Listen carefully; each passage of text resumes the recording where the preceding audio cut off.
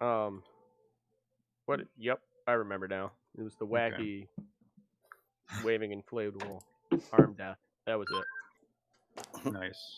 I don't know if I have. What could I do? Brad might actually have more life than me right now. It's awesome. It's because you keep bathing in acid blood. Yeah, it's good for the skin. Yeah, Is that a thing? Like an It's an acid, exfoliant, yeah. like Yeah, an absolutely. acid face thing? Yeah, it's So you're Just a supposed little- to use like something gentle, not Ah, molecular acid. Well, you say that. He's got a lot of grime on there to get off. It's Yeah. you know, for a lizard man, using acid is just a facial peel. Fred's is the gnome, right? This is Yes. Yeah.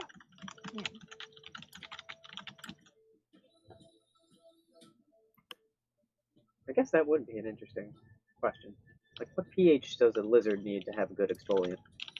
I bet Snow knows the answer to that. Yeah. Right? I'm sure he does. He does, exactly. That's the difference between character and player. Snow knows the answer to that. The answer is none. You just let your skin fall off and it grows back. Ah, yes, Interesting, molting. if true. Skin care is for weaklings, and except for Snow, he's kind of tough. Surprisingly, for a little thing. Yeah. Here's my tweet. Under the ground, everything's undead. We're here for our friend Fred, but the horror we found. Mine's Well wacky done, waving well done. tentacle arm monster. Wacky waving tentacle arm monster. Wacky waving tentacle arm monster. And then the link. Very, very poetic tonight. Nice. Best haiku I've ever heard. Let's see here. Robot, is the music loud enough, or is it? I mean, if I go up one more, is that okay? How are we doing? It's pretty good right now. You could go up a little more, maybe. Okay. Still kind of just general taverny music. Yeah, that's all it is right now. Yeah. Okay, you're just volume testing it. Got it. Yeah. Yeah, We're all totally. hanging out in our own respective taverns. Cool. Yeah. My tavern apparently is only serving water tonight, and honestly, rip off. Ooh. No, I'm waiting until halftime to have a cocktail. I have orange seltzer, so. Nice. Yeah. I had wine with dinner last night, and I'm not saying that I had too much wine, but I am saying that I drank too much rum. Well done. Well done. Cool. It was available. Okay, so hey, we're since we're live and we're just hanging out, doing stuff. So we're all ready, right? I assume. Yeah. Mhm. I think so. Cool, Yes. cool. Right. So, question for this evening, as we talked about earlier, is what's the first character that you've made in a role-playing game that actually mattered something to you? It could be this is addressed to the players, not the characters. Pick it first, man. Yeah, you're gonna have to name someone. I don't think you're gonna get a volunteer right Yeah, now. I can jump on it, I guess. Sure. So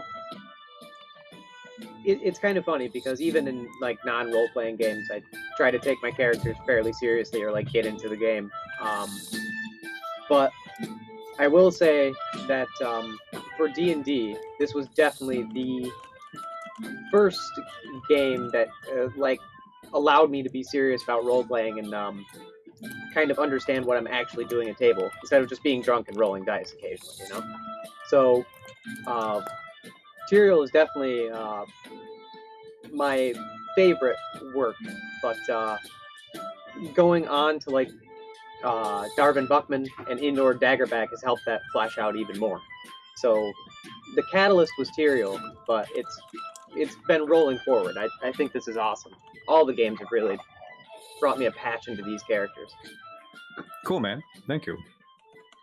Who's next? I'll go because my answer is very similar.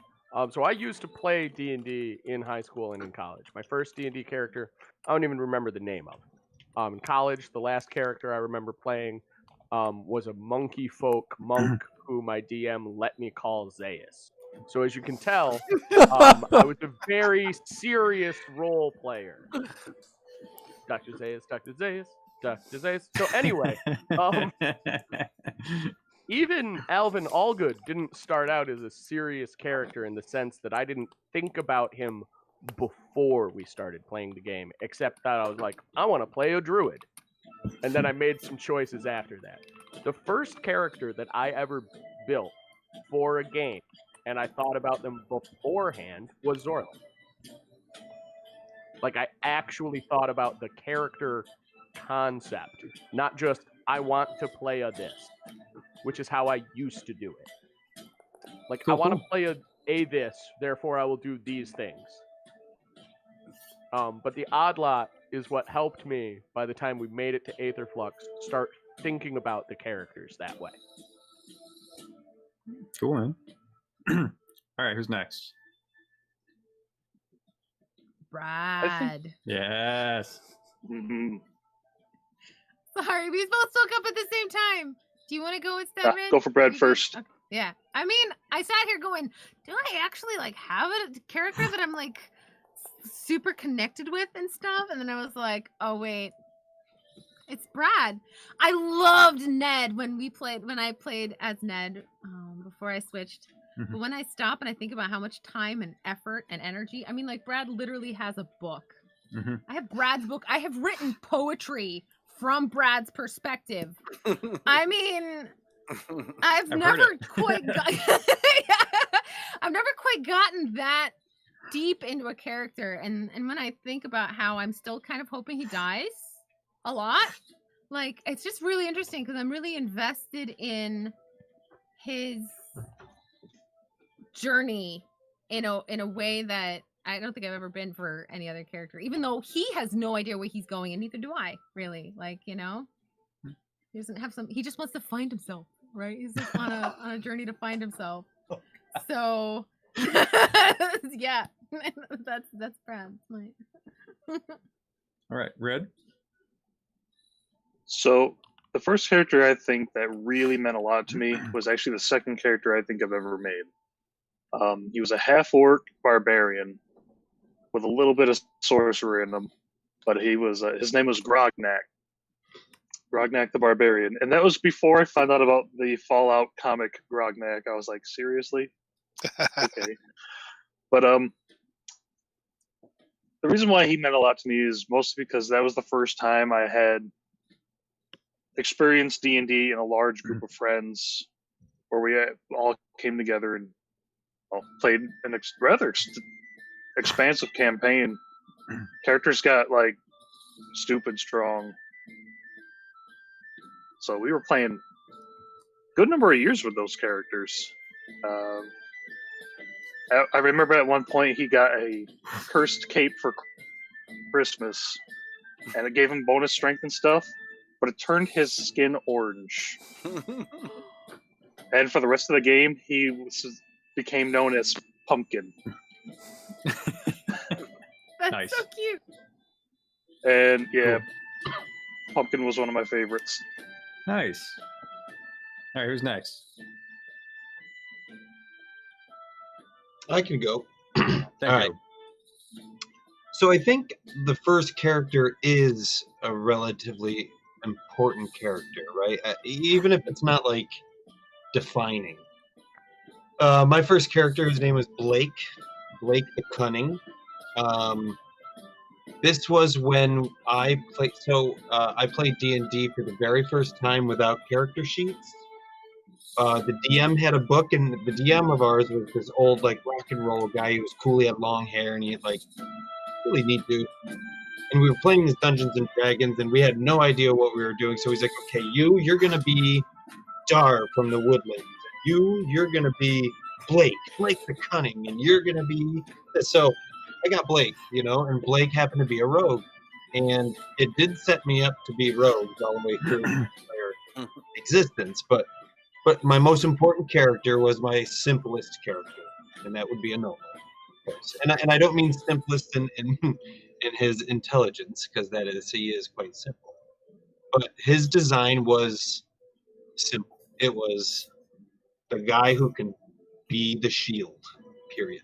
You know, and I looked for, and I didn't try to min-max him. I just tried to find the guy who could just do nothing but be the best shield ever was. And Anola's that. And so Anola being as simple as he was to create, you know, he is very intricate at times to play. Because some of you might believe that I may think similarly to Anola, but I do have brains. So it's kind of difficult sometimes to play a character that is kind of dumb, you know, and he's just like, you know, it's difficult to just be that, but sometimes it I comes hear out that. fluid because you just want to be. Sometimes you want your brain to melt, you know, and Anola's perfect for that. So, to answer your question, Matt, the most important character to me, I think, is Anola because he is simply intricate. Cool. Yes. All right, who's next?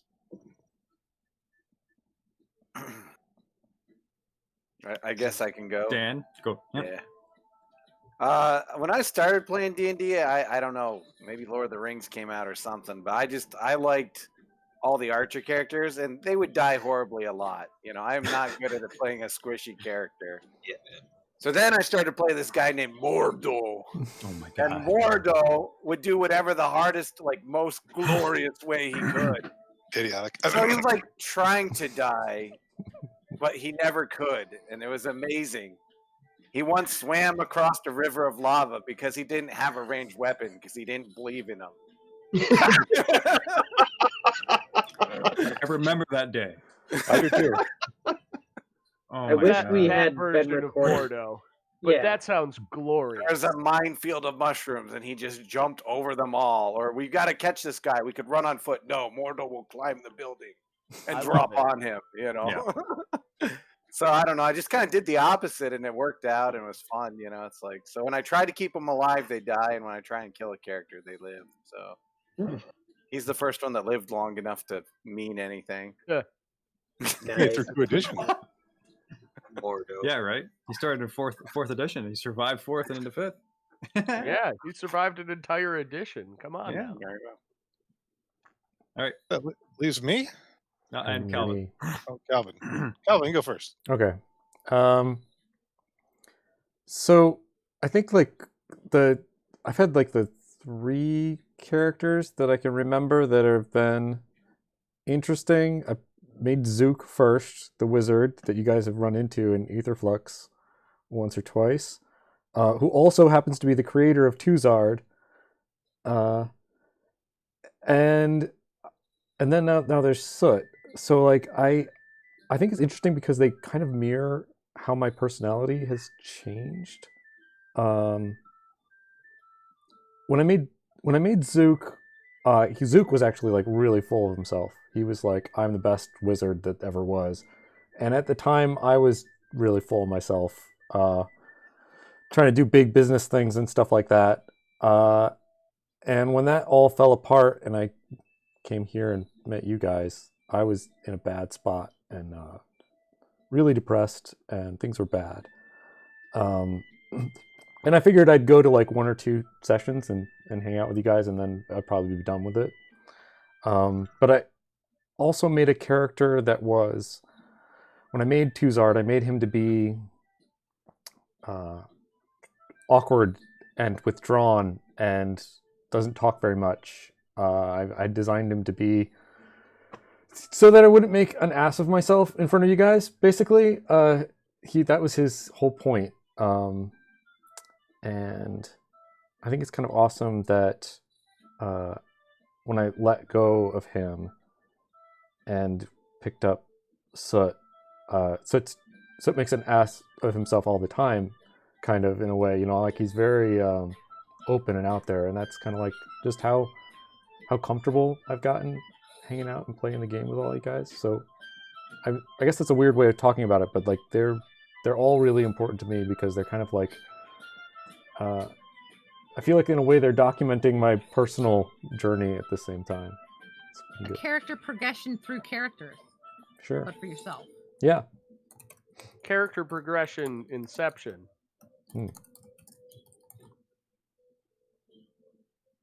That's Okay. it. I think I'm done. Thank you. Last but not least. Well, I've been sitting here trying to think about it. I've been playing for 37 years, so there's been a few characters. So trying to point to a particular one, it's really just more of a the people I played with and having fun. I would say I really didn't really do great role playing actually until not even college. It was like when I was part of the gaming club at work. I did some character work with a dwarf named Spicy Pepper Axe, which was fun because I just did a really bad Scottish accent all the time, and which was fun because they would make me do it because they knew it was hard for me to do. So that was a fun character to do with the students. But I mean, and obviously Ander is probably my longest continuous character I've ever played. But not unlike Trombley, I think sort of Nivek in Etherflux was this character where I was like, yeah, I'm not going to play a type. I'm going to play this weird alien dude because I've always wanted to be like Teal'c on Stargate or Tuvok on Voyager or something like that. And that's what appealed to me about it. But so yeah, I had to do Ander though. I'll say is that I usually play tanks. I usually like to play tanks. So I was trying to get away from a tank kind of character. Now I'm the strongest guy in the party, but Right, it's Because of the debatable. belt. That's Yeah, 'cause- debatable. It's debatable. I was gonna say, if we go by pro wrestling rules, someone could take the belt from you, could they not? If they've defeated you in one-on-one combat. I do not have that proviso in my contract. So yeah, I mean it's hard to pin it down. So I certainly had lots of fun playing with other friends. But yeah, Ander and Nivek I think are probably the most developed characters I've ever done. Cool. Well, thanks all. That was pretty interesting. I'm glad to hear about some of these things that I didn't know. I'm like, this is kind of wild. Cool.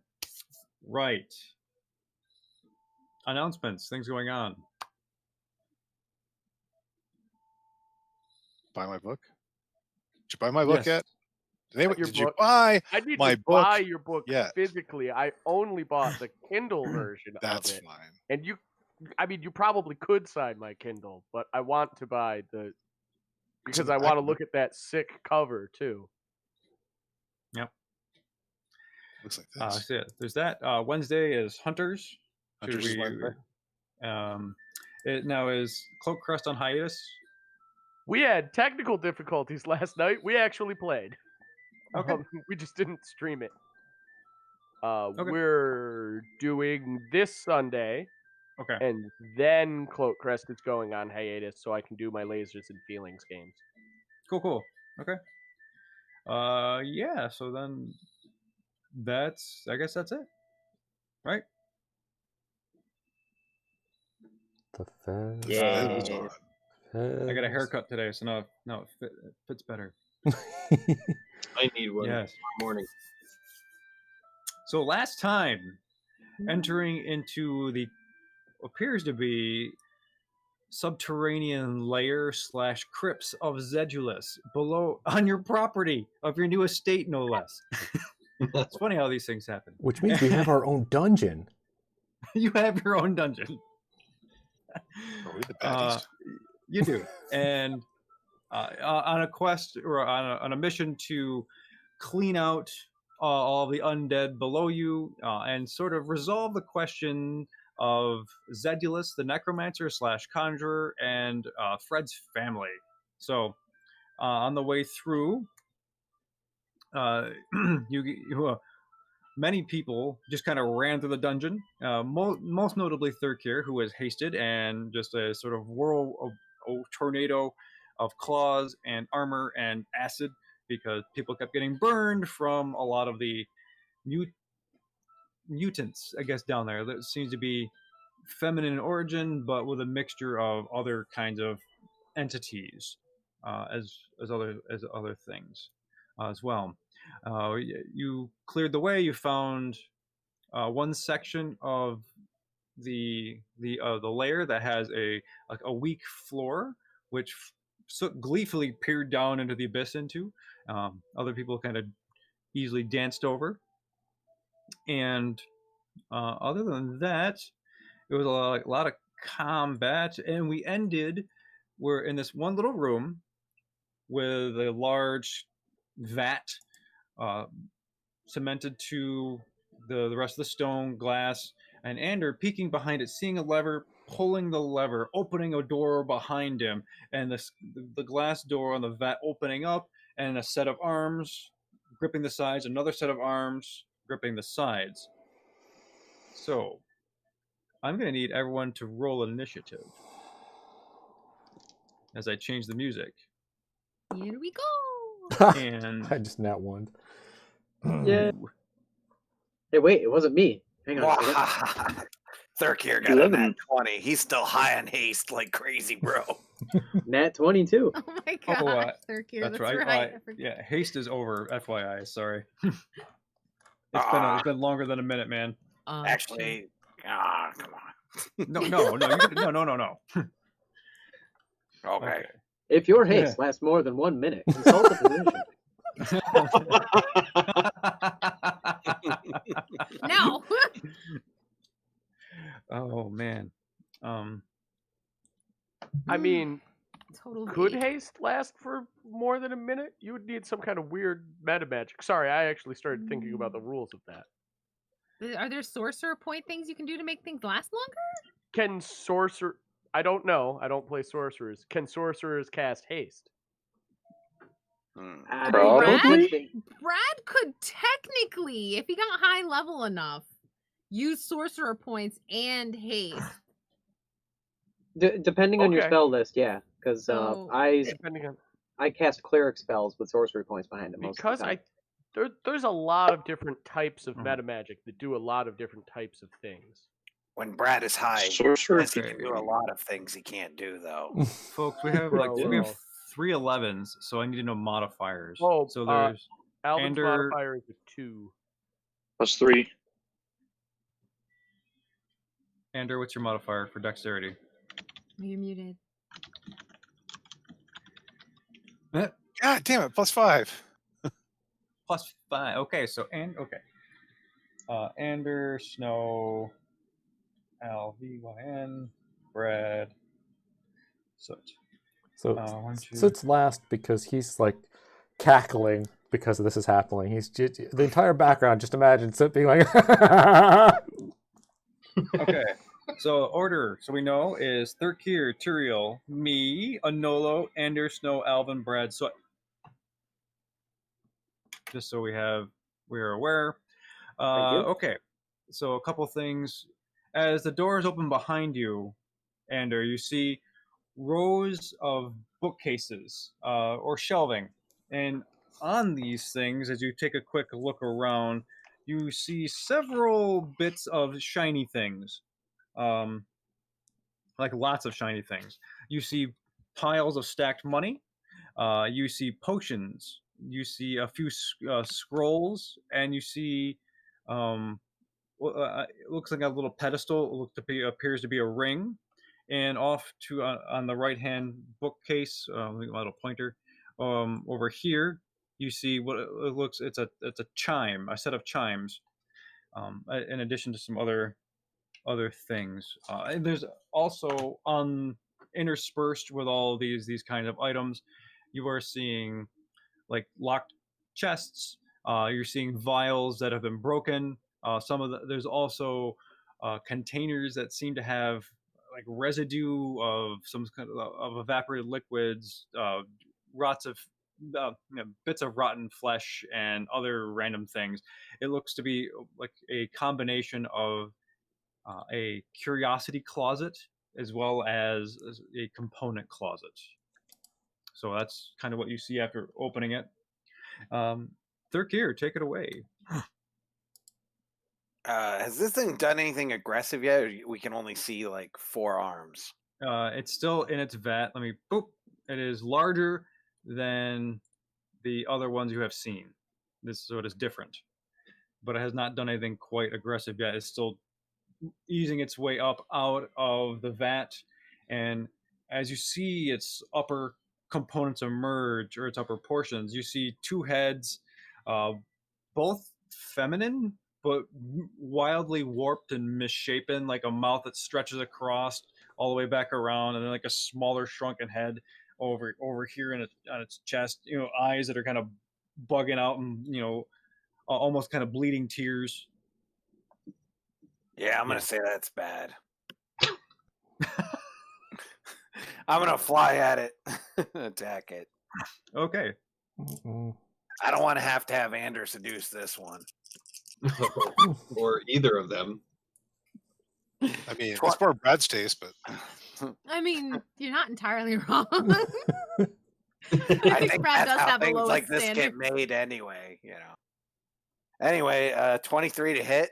That's gonna hit for 18. Okay. Does this thing have acid? This one does not have acid. And then a 19 to hit. Okay, that's a hit. For 19. Okay. Cool. You know what? I haven't bite yet. I'll use my bonus action to do my bite. I haven't did that yet. That's gonna hit 28 to hit. Yeah, it's a hit. For 12. Wow. No. I gain 4 temporary hit points. Okay. So as you come across the claw, then you see bits of ragged, moist flesh. You feel a residue of the condensation of the inside of the vat kind of lingering on your hands as you hack away large portions of it, and you bite in. You kind of taste it, and it tastes like I don't know. It tastes like raw hamburger, just wet. Yeah, and it screeches out in almost what it sounds like common.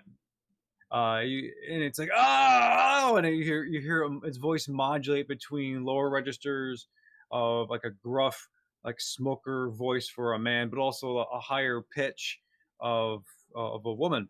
It's between the two heads. It's just definitely in pain. Great. Anything else? Nope. Cool. Tyrael, then I'm on deck. Okay, so I would assume I hear all these delightful shenanigans going on in here. So let's see. 10, 15, 30, 35, 40. Okay, so Thurkir, you moved up to this thing, right? I was just going to mention that. Yeah. And so it's still on his back, or is that... No, I'm standing in the room. Okay. So, I'm pretty sure, if I recall right, everybody in this room besides me is hurt. I'm not. You're not hurt. Okay. I still have my 12 plus over hit points. Okay. So, I'm still going to do this anyway, because I think with a sorcery point, I can just make it wide enough to hit everybody around me. I'm going to cast a 5th level Mass Cure Wounds. And I'm going to throw a sorcery point behind it to widen its range out to 60 feet. So anybody who's hurt, up to 6 people, which I think that's more than enough. I'm going to roll like 48 for you, I think. Let me just make sure I have all that right. I just want to put out the reminder, because we're talking about hit points, that Alvin did that magical thingamajiggy that gave us an extra, 12? 12 hit points each? Yes, 12. So your current maximum is 12 more than it would be normally today because of the Hero's Feast. Yeah. Mm-hmm. Big adventure snack. Yep. Okay, so it's only 3d8, really not big 4d8. breakfast. Yeah, it's second breakfast before coming down Yes, here. the second breakfast was extra large. First breakfast was normal size. I was know what they were talking about. Yeah. All right, Terry, you're moving? I moved into the room. Excuse me, I'm just rolling these dice to see how much I heal these kids for. All right, so there's an 11 plus 5 plus 5. Okay, so you guys get 21 hit points of healing. Anybody who's hurt. 21 heal. Heck yes, friend. I will Thank take you. it. No Yes, problem. that looks way better. I mentally directed to kill the scar on my face. And I'll drop a key point just to be ready with the dodge action. Oh, this is going to be fun. Okay, so Yay. as the creature in the vat ascends and stands up to its full height, you see parts of the slash marks that Tyrael just had, laid into it start to close, and you see the wound kind of just growing back and starting to heal itself. So it is going to regain some hit points. Okay. And as it stands up, it spreads out. No, Tyrael, you did not heal it. It healed itself. Oh, okay. It's regenerating. Right? It spreads its arms out. It screams in your faces. It echoes through the small room. The loud is the volume is piercing. It's uncomfortable. And as you see all four arms kick out, you see one more kind of just detach itself from its body like it's newly formed and comes out, and it's got sharp claws all over it. Looking around, quickly surveying its scene, sensing Ander behind it, and Tyrael, it's going to just start spinning around in this vat, moving very fast, and it's turning. You see all these arms just lashing out at many people. So, let's see. I'm going to need Tyrael, Thurkir, Soot, Alvin, and Ander to make dexterity saving throws. Okay, that dodge key point gives me advantage. Just throwing that out there. I'm gonna mug it and not use this dice anymore. Okay. Come on. That's worse. I'll take the Oh, 30, 20? 15? okay. I'm gonna save my mugging it for later and see how bad this hurts. A 4. 11 for me. So those of you who are under 19, you are going to take. That's a fail. That's going to be 60 damage. If you have succeeded, you take 30. As the whirlwind of claws just slashes at every angle unpredictably, and you feel yourselves just lacerated in its presence. And then you see like this little voice, the little head go, Hellish Rebuke as a reaction. okay. 2. That's wait. How many? Hold on. Sorry, I don't do this a lot. 60-10. That's right.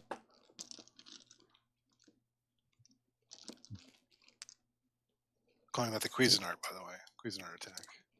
Yeah, pretty much. I have to roll to 5, get that one back. 6.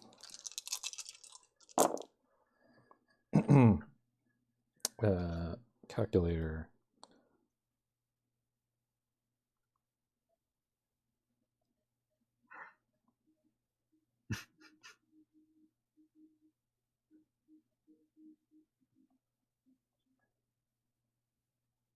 That's 39 fire damage. Oh, snap. Okay. So as you, how does it look like? How does it look? Yeah, as I'm getting hit, there's just like these flames leaping up out and just kicking back, and I'm just like kind of shocked that it's happening at all. I'm like, ah. Okay. And so part of it starts to singe. You see bits of hair kind of crisp all the way up the side of its head, and it's a god-awful smell. Anolo, you're up, followed by Ender. Okay. Yeah, so that certainly feels like it's a death hole, but I'm going to go in there. So 5, 10, 15, 20, 25. This is 25 feet. Is that a ledge he's standing on? Yeah. He's up about 5 feet. So I could still pap him in the Achilles? Yeah. Good. Okay, so I'm going to go ahead and do that twice. So I'm not using any of my pluses. Does a 24 hit? Yes. And the second hit, a 29, it would hit. Okay, so D8 plus 8. So the first hit would be 15 plus.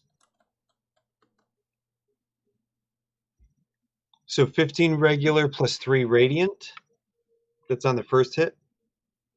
13 plus 3? It was 15 plus 3. Oh, 15 plus 3. Okay. Yeah. Sorry. And then the second hit's 11 plus 7 radiant. Okay. 11 plus 7, so that's another 18. Right, but you got to keep in mind that there was about 10 damage radiant damage, if that matters to you. And my AC is now 25. Okay. So as you slash, you're coming across, opening gaping wounds in the chest. You kind of slice that other screaming head, and it kind of just shuts up, goes, and just as it kind of the face kind of just melts in half, and you feel you bring your sword back up, and it radiates this kind of white blue energy around you, and you feel your aura expand and glow as your armor increases. Right. So is that it? That's it. Ender, Snow, you're on deck. I'm just I'm going to slightly forget that I can cast spells for the moment, being so close and so majorly damaged. I'm just going to attack with my sword. Mm-hmm. Yeah, hit it from behind. First shot is a 22.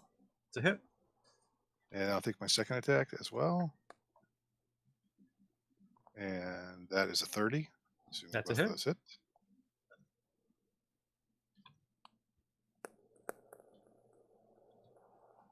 First damage is 16. Okay.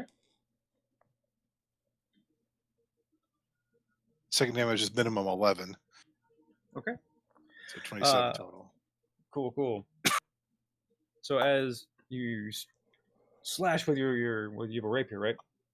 No, I'm using the Savras' longsword. The longsword, yes. Okay. I've been using that since I got the belt. Nice. Cool. My buddy. You slice open the back. You see part of the spinal column just kind of bust out. Bits of other just mucus and flesh and blood just spurt across your chest. You did a good chunk of damage to it. It's looking pretty hurt to everybody. I guess one of the things I did appreciate about 4th edition mechanics was the idea of bloodied. So it's beyond bloodied. If you remember what that does. Cool. For bonus action, okay, I'm going to give Bardic Inspiration to Tyrael. 1d10. Okay. 1d12 now. Sorry. Thank you. So, are you finished, or are you moving? No, I can't move out of his threatened range, right? So you could. Well, I'm not going to. I learned that the last time. Okay, so as you kind of crouch down, trying to find some cover and in any way possible, it is Snow's turn, followed by Alvin. All right. Hearing the crazy commotion and wailing and screaming, I'm going to fly here into the doorway, see all of that going on. Oh, sweet Sune, no. And I'm going to shoot this thing with an ice ray. Or ray of frost. Okay. Advantage because of pack tactics. 27 to hit. That's it.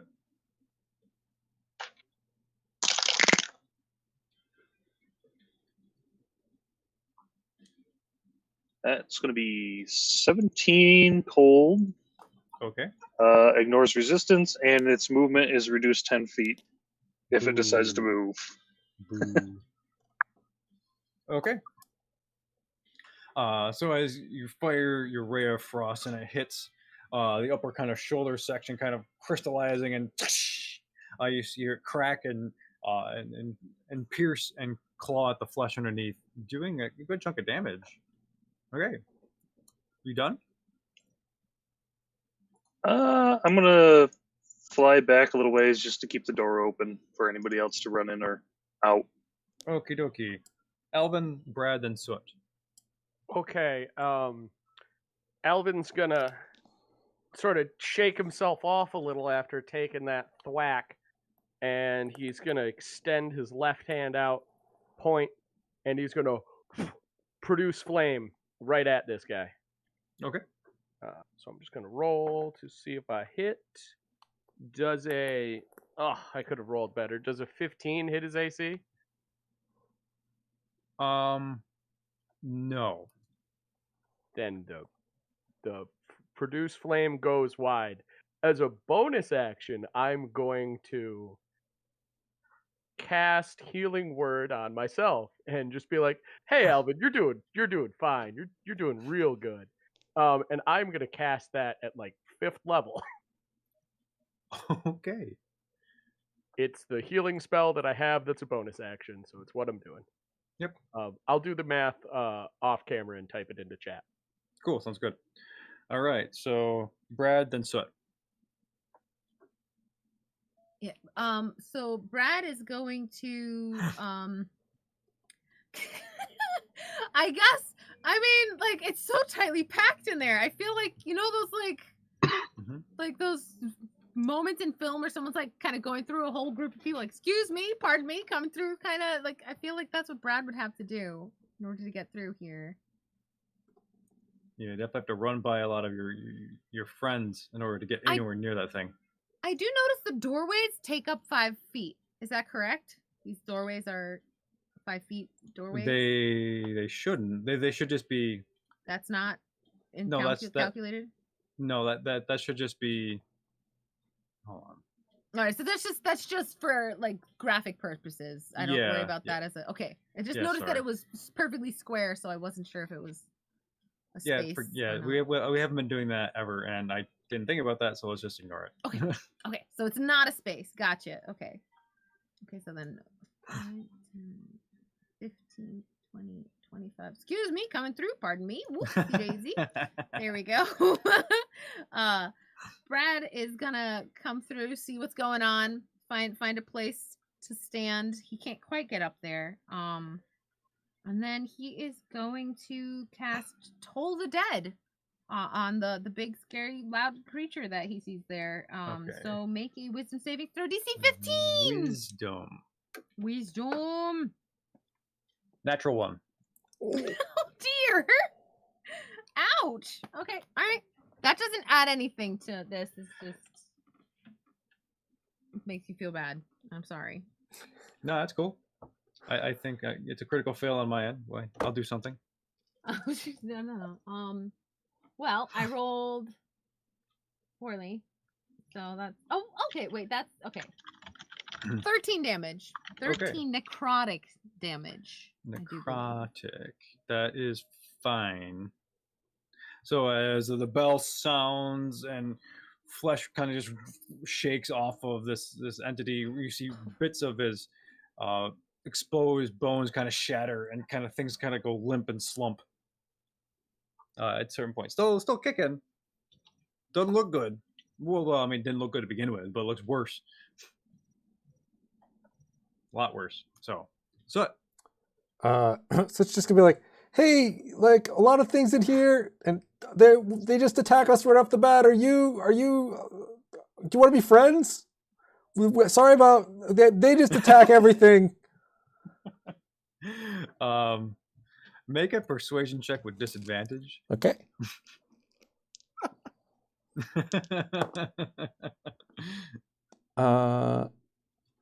6 persuasion plus 5. That's 11.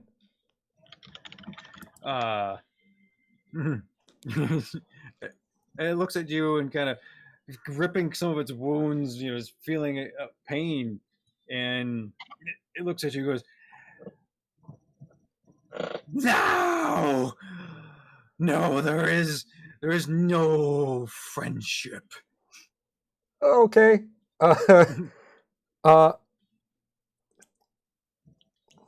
It really looks beat up, right? Oh yeah. But it was healing itself. Yes. I might have to take a nap a little later, but let's do this anyway. I'm gonna cast Magic Circle on it. I haven't used this in a while. Okay. Yeah, I've never used this before. This is the first time. Oh, yeah. Yeah. 10-foot radius around the creature. Okay. Not on myself, around the creature, which reverses the effects of the spell. So, and I'm using undead as the creature type. Okay. The creature can't willingly leave the circle. If it tries to use teleportation or interplanar travel to do so, it has to do a charisma throw. Creature has disadvantages on all attack rolls outside the cylinder. Targets outside of the cylinder cannot be frightened, charmed, or possessed by the creature. Cool. This just happens, or is there? This is there a just saving? happens. Of course it does. There's little runes on the ground around where this glowing circle touches. It has the beams of energy from these runes shoot up, and 10 feet touching the ceiling. There is a shimmering barrier that encases this creature. Did you center on the creature? Yes. Okay, so Ander is stuck in there until he leaves. Yes. And Ander can freely leave because he's not undead. Yep. Can I move out of this room without getting an attack of opportunity? No. My reach is 10.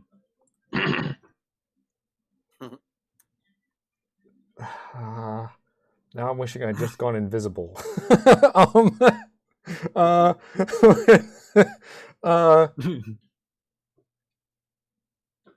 Crud. Okay, yeah, no. So I'll just sit there smiling. Then that's okay. Good. That works. So Soot sits down, kind of smiles, and rocks back and forth on his grabbing his little toes. We're top of the round. Third gear, Tyrio on deck. I will slash at it. Oh god. I think I'm gonna roll that bardic inspiration. Not so good. 16 to hit? No. Yeah, that was terrible all around. Okay, attack number 2. That's better. 20 to hit. That's a hit. For 18. Okay. Is that enough of the of the attacks? Yeah, I guess that's enough attacks for now. Okay.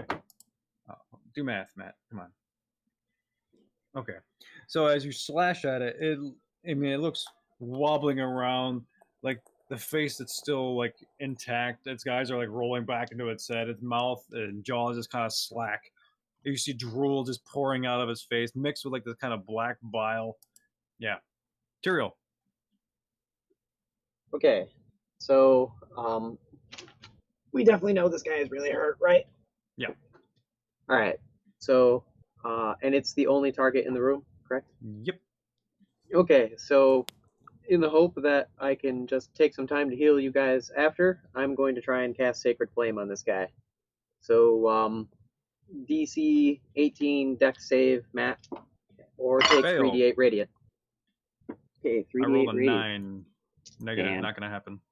Sorry, dude. Let me find this other D8 here. Why is it gone? Whatever. 2 8s. That's a great start. And a third 8. Okay, so 24. That never happens. Tyrio, how do you want to do this? Ooh. Okay, so any of you guys play D2? You remember the Inferno spell where you just kind of stood there and a huge flamethrower worth of flame came out of your hands? That, but white. Awesome. So as you stand back, this cone of white flame swirls around. It doesn't smell like brimstone, but it's got this kind of more angelic incensey smell, and it just envelopes his body, singeing it. You see all 5 arms kind of whirling around. It's almost like the final closing bit of that movie where they're the big monstrosity. They're in Antarctica. The Thing. The Thing, yeah. You know, it's like kind of burning and screaming and it kind of melting all at the same time. Yeah. Nice. And it slumps down back in its vat, and you see kind of just twitches and then curls over, and it has stopped motionless. And we're out of combat. Just real quick, I'm gonna repeat as needed. Do a quick double tap because I saw it regen into the vat and hope Okay. goes away. I think Alvin would probably produce flame again and go, well, I can't miss this time, right? Dabbing into the Okay. So it turns out to a little garbage can fire inside here, and is. Oh, that's gotta smell horrendous. No, God. Glad I'm not in that room.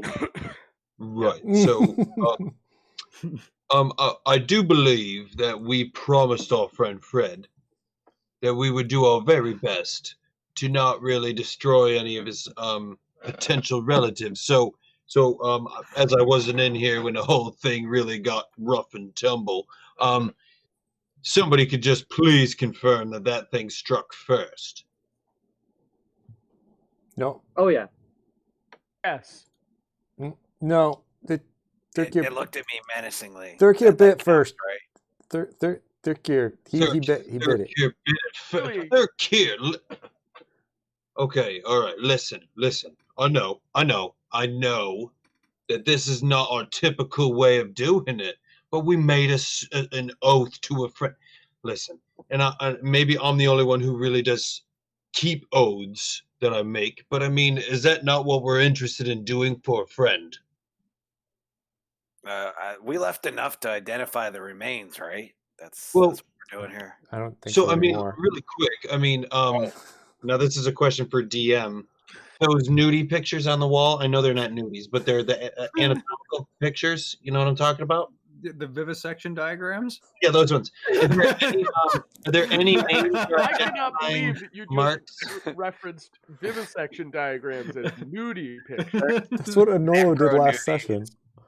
Anolo doesn't see them as science. He sees them as very Echography. So listen. So is there any identification as to who these people are on those pictures? No, there are no names. And you're getting the vaguest details of the facial stuff. I mean, whoever created these diagrams was not really interested in the face. It was more about the organs and sinews and interconnections with tendons and like more of the nuts and bolts of how a body functions. Bro, I think we're okay. Like, none of these people look like Fred. None of these people look like people. Yeah, I'm not seeing a lot of gnome in there, but then again, I can't really tell what's much of what in there. Let's just be clear. This doesn't give us the license to just go in and whack at anything that has arms, or maybe more than 2, right? Maybe we need to think before we start chomping their care, or maybe producing white, spectacular, beautiful flame stuff material. We need to think about before we just roast these things on a spit. So, Nola, what I'm hearing you say is that maybe Thurkir shouldn't be our forward scout if we don't want to just kill everything. No. He does a very good job at doing what he does. But Thurkir, just, like what they do for lobsters, and they put that rubber band on their claws, just put one on your face. And don't bite. Stop eating.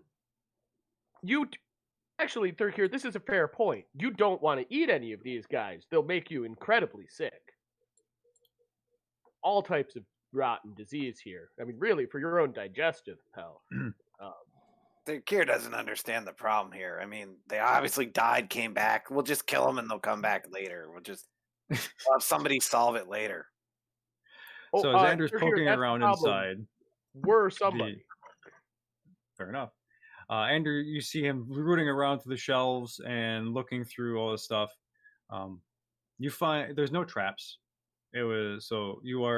And what you find is a bunch of gems. You find 10 different gems, ranging from sapphires to onyx, to turquoises to emeralds, to there's no diamonds, sorry to say, but all other kinds of different rare gems.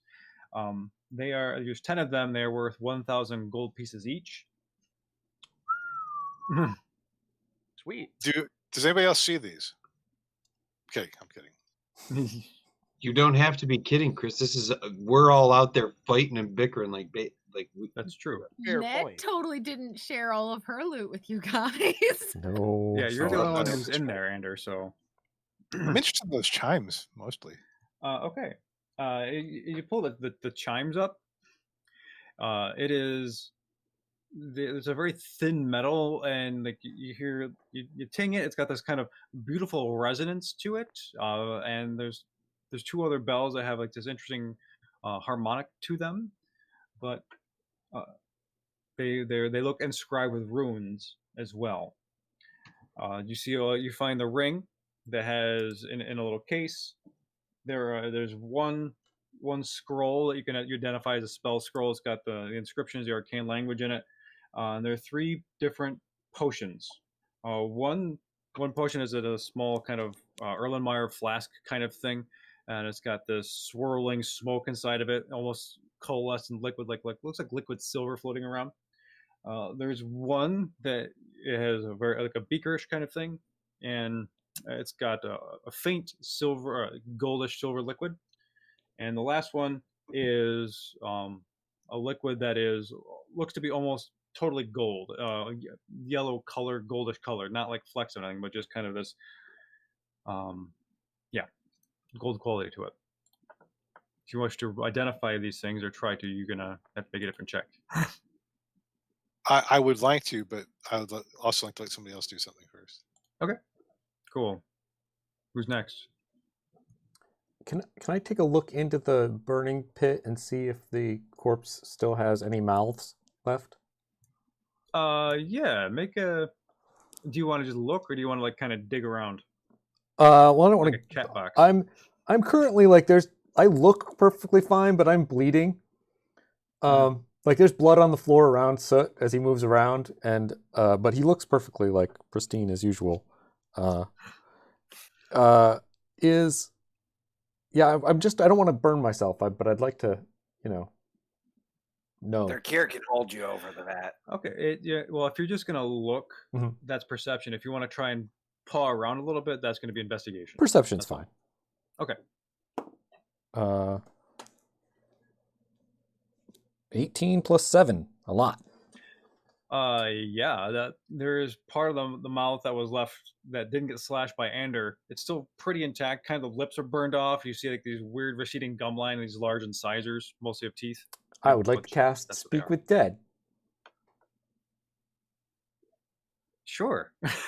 I forgot you had this spell. Why do I say things? Okay. Hey, hey, sorry about that. Do you know Fred? No. Oh, you do. Okay.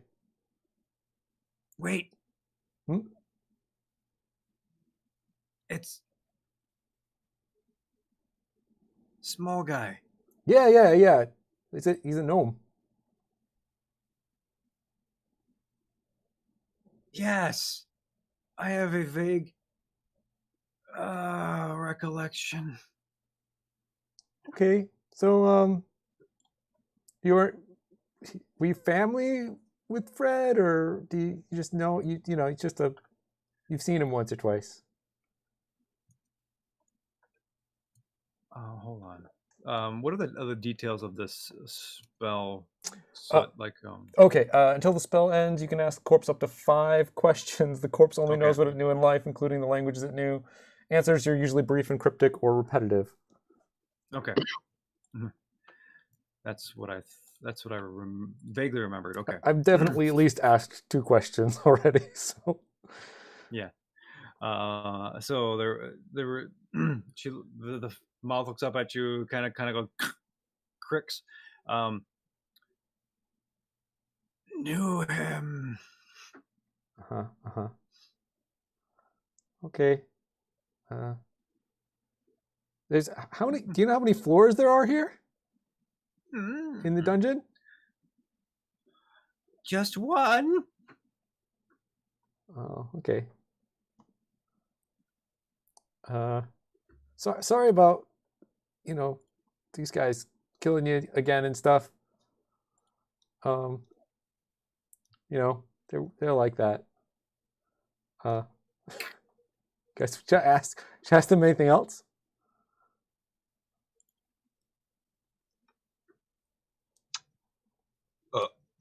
Yeah, right. Where's Loopadoops loved ones? Oh, Fred. Where's Loopadoop's family?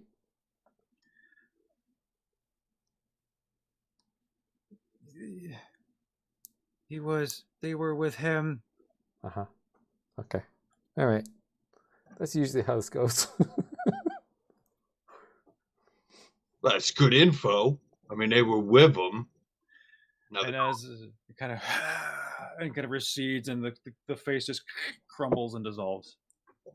I think that was 5 questions. Yeah, it's so cool when they do that, isn't it? Did you see that? Did we see that actually? Did we see them talking, Cal? Yeah. It like temporarily animates them. Yeah. This is definitely necromancy.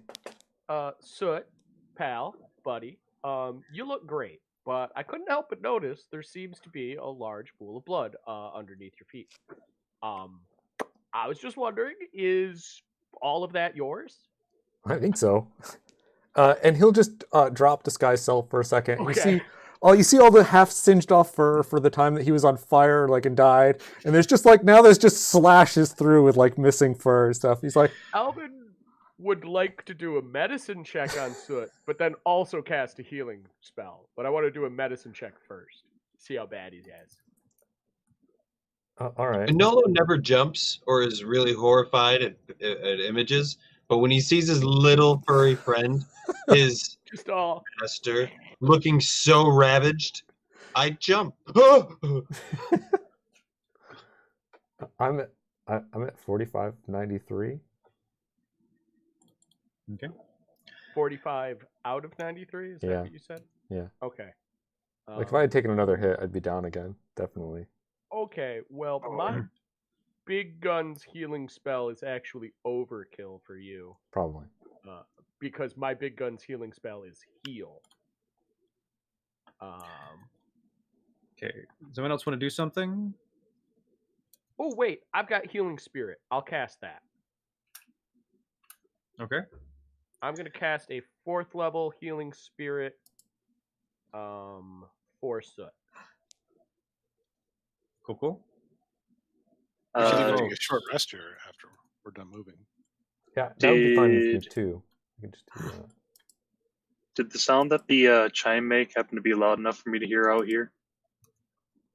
No. I mean, there's a lot. No, you would not have heard that. Sorry, it was too quiet. Well, I'll probably fly in anyway and see what's going on. Okay. And in the event that I do see the chimes or hear them afterwards, then maybe I'd like to take a look at them. Well, they're in Anders' possession. You jingling them? Oh, look what I found! Aren't they shiny? Okay. You can make an Arcana check if you want. Yeah. Snow. Do they sound nice? They do. They sound very, very sweet. Very, for something in a place that is totally awful and just macabre. That's a nice resonant sound. So that's a 17. Okay, you've identified these as the chimes of opening. Ooh.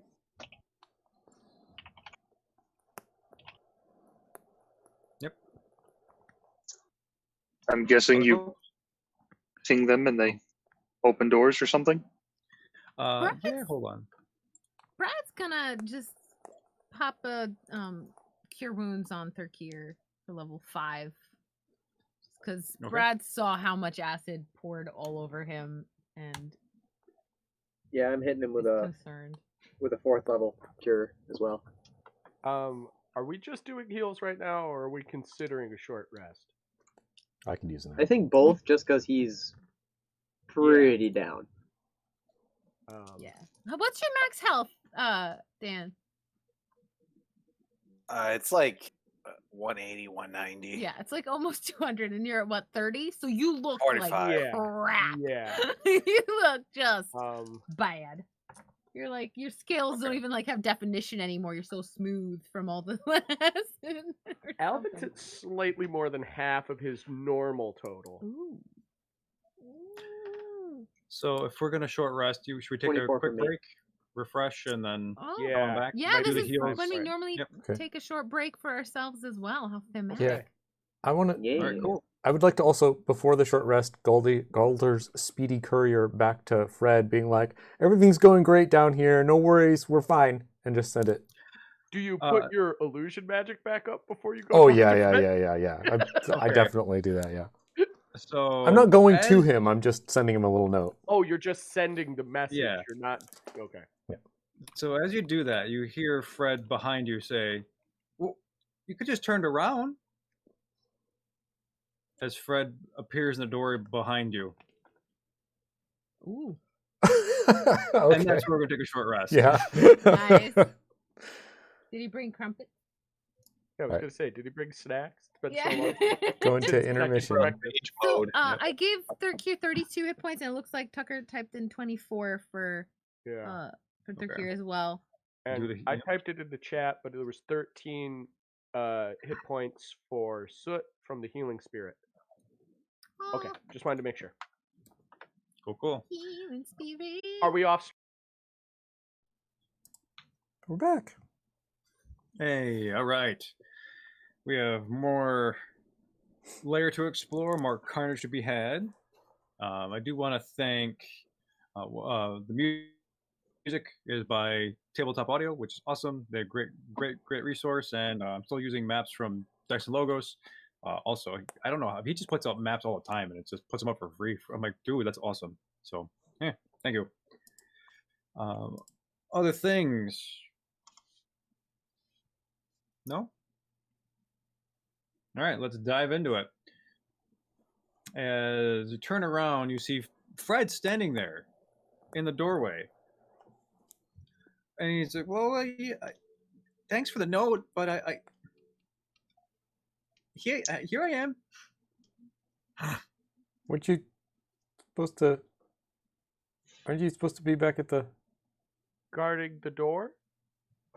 Oh, Zarek said he'd do it. And you know, it's it took me a lot to walk down here again.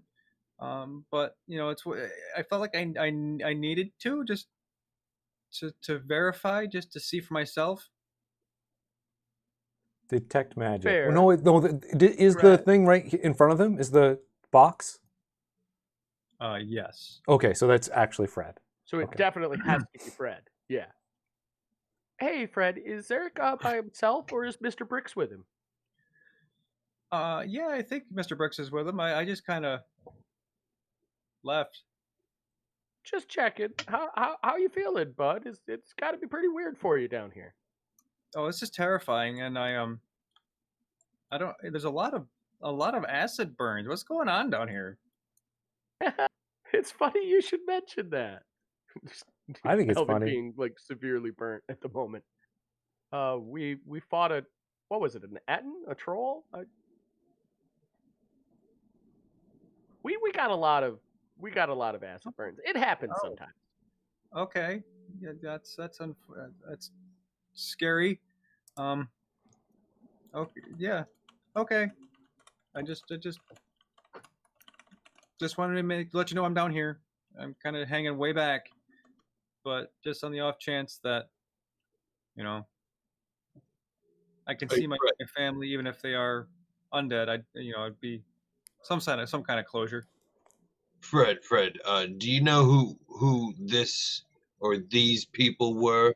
And I show him the corpse of the big six-armed or whatever thing. Ugh.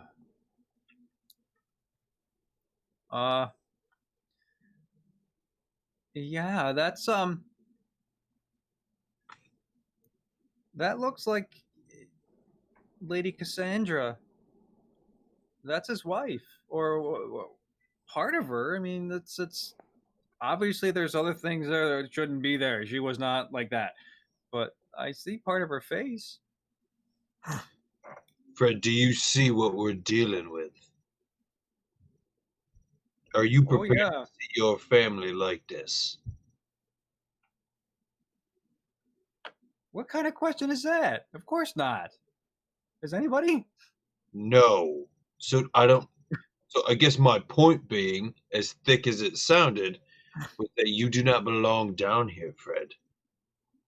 Hey, man, I beat you in an arm wrestling competition twice. Come on, that was cheating, and you know it. And I've got you on a third one, and I swear to you, I'm going to beat you on that next one. It's besides the point. Look. Bro, Anolo's right. Like, physical strength and emotional strength are like two totally different things, bro. But we love Persuasion check. With advantage because Anolo is here as well. All right. I'm gonna start taking a I was nap. more trying to back up Anolo, but I have like plus 13 to persuasion, so I'll take it. you totally take it. Listen, Anolo just starts that combo. You know, the smoke. You dazzle it. It's not bad for someone to go to college. 26. Okay. So as you're all kind of convalescing and licking your wounds and healing, this is your short rest time as well with this dialogue. So Fred looks around at all of you and he sees that you've taken some serious damage and that you are in the process of healing through magical means, closing wounds, attending to each other, this kind of bit. And he's like, yeah, I could. You're right. It's just one of those things. You put the brave face on, you pretend you're brave, and I get it. I know I'm not. There's nothing brave about trying to face what we're about to face. It's necessary, and I mean, it's very scary. Look at me, man, and I've got like, you might be struck. You might have beat me twice, but this muscle is the size of your face, or maybe torso. I don't know. Doesn't matter. Like whatever you see down there, it's terrible, terrible stuff that goes on in here. I mean, heck, I think I talk to people now in my head all the time. Well, I promise I'm gonna hang back. I won't get in the way. I'll stay back. I can respect that. And he goes and he comes over. Goes over to like this little alcove and sits down in the corner. Kind of puts his hands over his knees, looking around. Right. So did you guys catch that? I mean, I guess this is the wife of what's his name again? Zedulus. That's what I was going to ask. Fred, is Lady Cassandra Zedulus's wife? Oh yeah. I never saw her name anywhere. No, he removed it. I assume it was too painful to see her name in the records. That's why he removed her name. I guess so. He never really explained himself an awful lot. He just went out and just took her name off things. Well, kind of romantic, kind of horrifying, mostly horrifying.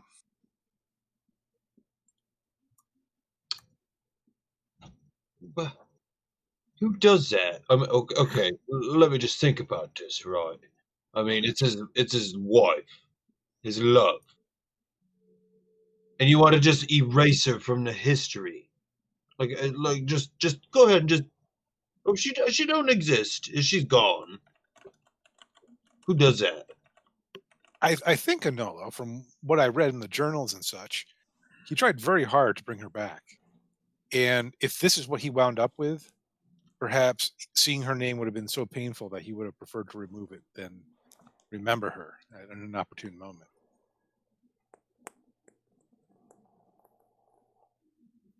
Not only is she a constant source of sorrow for him, but also a constant reminder of his failure. It kind of That's worked, cute. though. Like, she got up and moved around a lot from a minute ago. But I don't think it was actually her. It was more of a mass of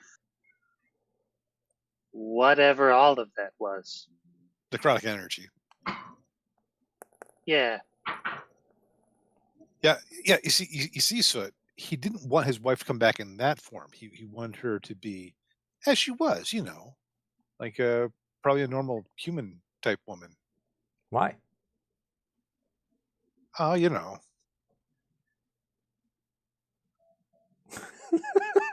I don't.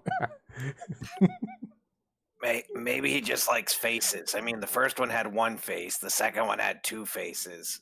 I'm expecting the next one to have 3 faces. Ooh. Or more. Maybe they grow exponentially. I hate to agree with Thurkir, but he's right. 3 faces.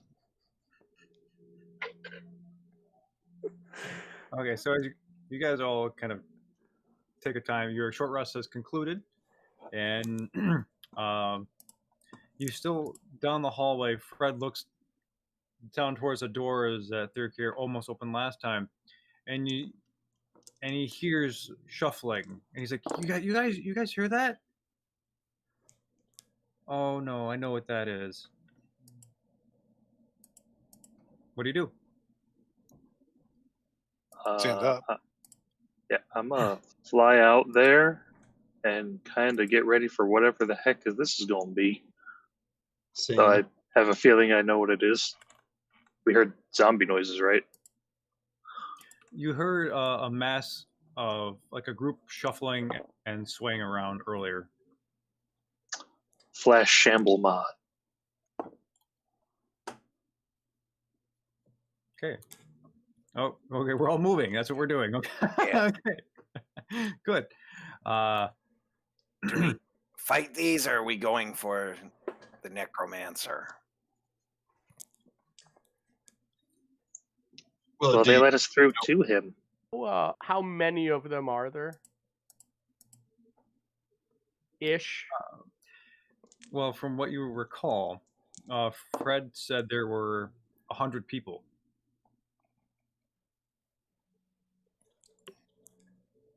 Okay.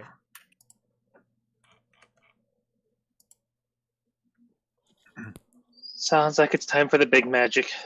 Snow's kind of like psyching himself up. So that's a good point, Snow. There's a lot of them. There's only a few of us, but we've got some pretty good magic. I've got something I've been wanting to try. That just as a point of order, I would like to say, and I'm directing this very much towards you, Thurkir. Don't go in there before I do this. But I think I can make gravity go upside down. And then slam a bunch of zombies back into the ground. So you're not going to want to be in the radius when I do that. All right, Thurkir will hide outside the door. Let's put the brakes. Let's just push the brakes. Everybody push the brakes a second here. Hey, Manolo, okay. Fred's back there, for helm's sake. And remember, these are innocent people. I hate to say it, this is the second time I'm going to agree with Thurkir on this, but perhaps we need to go directly to the actual necromancer itself. I don't want to be slaying and cutting in half and watching Thurkir eating an entire person at one time and watching Soot laugh maniacally in the entire disaster that we cause. I think we need to do this smart, and we need to just get this necromancer. That's me. My vote. Don't go in there. But like, Okay. where? But where's the necromancer then? So The only we- place do we? it's the only place we haven't gone. Can we go quietly? We could go invisibly. No, wait a minute. Perhaps I'm just thick, because I definitely am. But if you affected gravity, Yes. then we wouldn't have to hit him like bloody pinatas if we just put that out there, No, correct? I could just Like- make them float. And that we could just put the precedent that we don't hit anything floating. But like, would we float too if we went in there? Well, here's the I'll thing. float down. We all. Yeah, I was gonna. Here's the thing. It affects an area, and gravity is going to stop holding things down in, say, like a 50-foot radius. And depending on how high the ceiling is, if it's, less than 200 feet, they're going to go into the ceiling. How does flying work with that spell? That's a good question, and I don't know. I've never cast it before. Fly down? It would Yeah, confuse well, anything you if within you're that flying. anti-reverse gravity section kind of it The gets reverse flipped. So if you would have to make a check to get pulled the other direction. Oh, Yeah. we could go in. You get them all up on the ceiling, and then we go in behind them. And then when you lose concentration, they come in, and then they get at us on both sides. It's Well, good. my idea was that I would lift them up as far as they would go, and then I would purposefully break concentration so they would fall down and go splat. Ooh. It will be messy, and Nolo, I know, I'm sorry. That's like the exact opposite of what you just said. It's It's What, just yeah, an what if idea like we Fred's don't have to do it. family? What if Fred's family's like there? That's what I'm saying, Brad. Okay, so like this is why we talk about things first.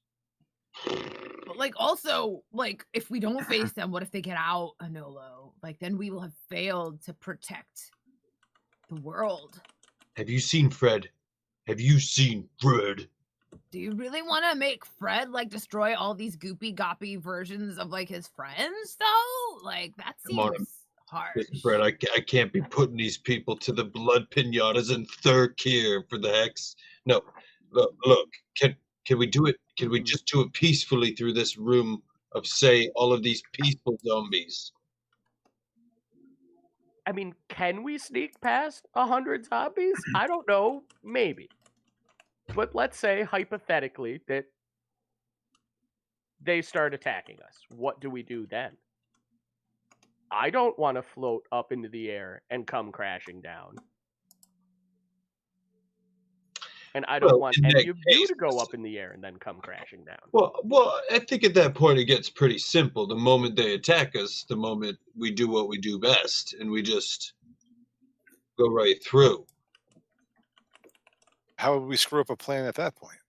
We can't. I mean, it's already screwed. But I mean, at least Xander, what I try, hear you right? saying is, what could go wrong? Well, he said, but what could we screw up? Or never mind. Yeah, No, so I got you. I just no, they're not his family anymore. If I was a zombie, remember? Look, you don't. Alvin, back me up on this. When we saw Right, Leffe, so Nolo, you didn't know Leffe, but we did. And when we saw his legless, soulless corpse come and attack us, we took care of that body. And Yeah. it haunts my nightmares to this day. But It we hurt. did. It hurt a lot. but we knew it wasn't him. We had to put him down because he was not Leffe. He was a corruption of Leffe. He was a corruption, man. You should get that. Yes.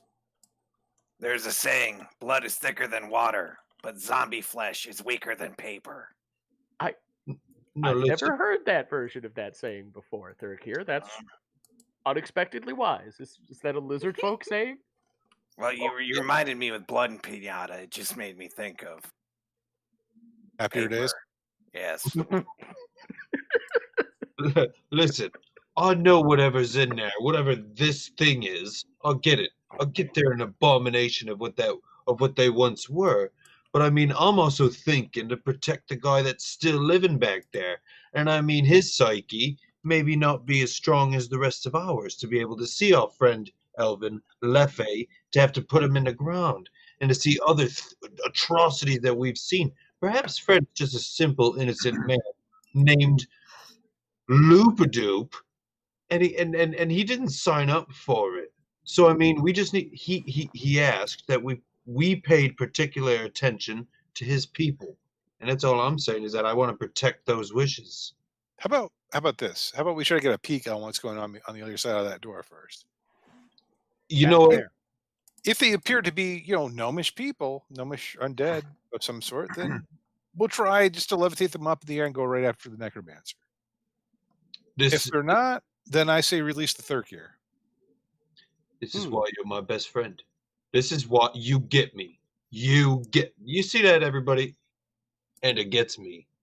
I love it. Let's do that, but I can't do it. Okay. Is there any hole in the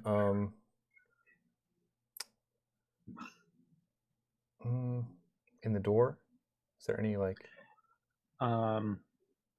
as you go up the door, it is sealed, and there's no visible hole. Okay. You can. I'm gonna cast Arcane Eye. Okay. And I, as long as it's, oh no, that's not gonna work. Shoot. Nope, never mind. Not doing anything. That won't work. Okay. I can't see through walls anymore. Oh. Gave it up. So the door is sealed right now. It is. And I don't believe any of us can fit through a tiny crack. Is the floor stone or dirt? It is stone. Okay. The doors are the same stone doors that we've been having to. They smash are. open. These looked better preserved. There seemed to be weirdly not a lot of dust on them. Like there is a protective coating on it, and they seem to be in better polished, better condition than the other doors you've seen. Is it a slab of stone for the floor, or are they like cobblestones? Slabs. Should I try using a mage hand to open the door from a distance again? While we get ready to be quiet? I would like to check the door first before we do anything to it. I want to go invisible. Okay. Okay. Hey, if you go invisible, you could be the one that does the spying. Yeah. Okay. But let me check the door first. What do you mean check the door? Checking it for traps. Okay. Make an investigation check.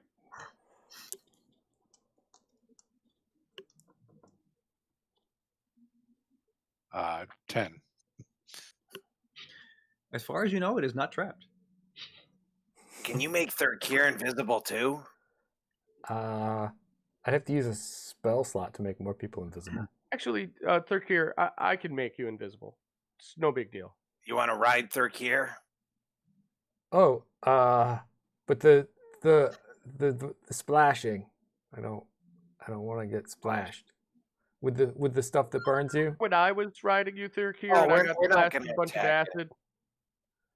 Yeah, well, But that was special for Tiny Hunter. So here's what we'll do, Thurkir. Soot's gonna go in first with his own invisibility. Okay. And if we need you to get in there invisibly, I'll cast invisibility on you so you can sneak in. Okay. But that's a if. Soot can contact us with his mind thing. Yes. Or screaming real loud, We Either one of those will work.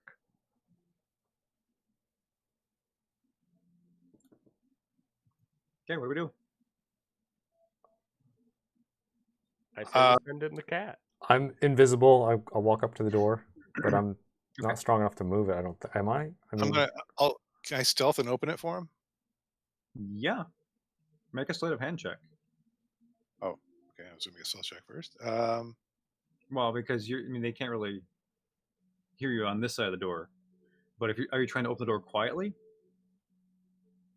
I didn't want to give myself away at all. Like by opening the door, I didn't want to be seen or heard. Oh, well, that doesn't need a check. You can just hide behind the door. I mean, but if you're trying to open the door quietly, that's going to require that's a sleight of hand check. Yeah, it's 23 for sleight of hand. The door doesn't move. It doesn't even budge. You can't open it. It feels like there's a force there that is resisting any kind of movement. Oh wait, wait a second. Hey, Fred. You know anything about this door? No, it's a door.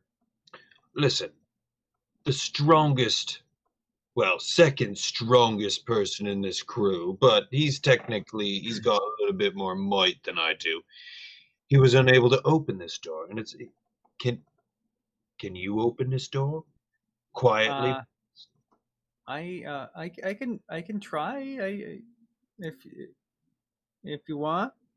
Well, ask Gander, because I don't want to hurt him first, because he did try, and maybe he loosened it for you. And do you want him to help you or not? Yeah, if you can try to do it quietly. Otherwise, if you can't do it quietly, I've got another way in. It's loud though. I'll give it a go. Fred kind of. Yeah. Okay. Easily moves over. He looks up and you're above him, and he's like, okay. You guys tug together, and it's not moving. It's not a push door, is it? No. That's a good point, though. Ander, yes, we do need to eliminate the impossible. So, do I know if we have to attune to that chime of opening?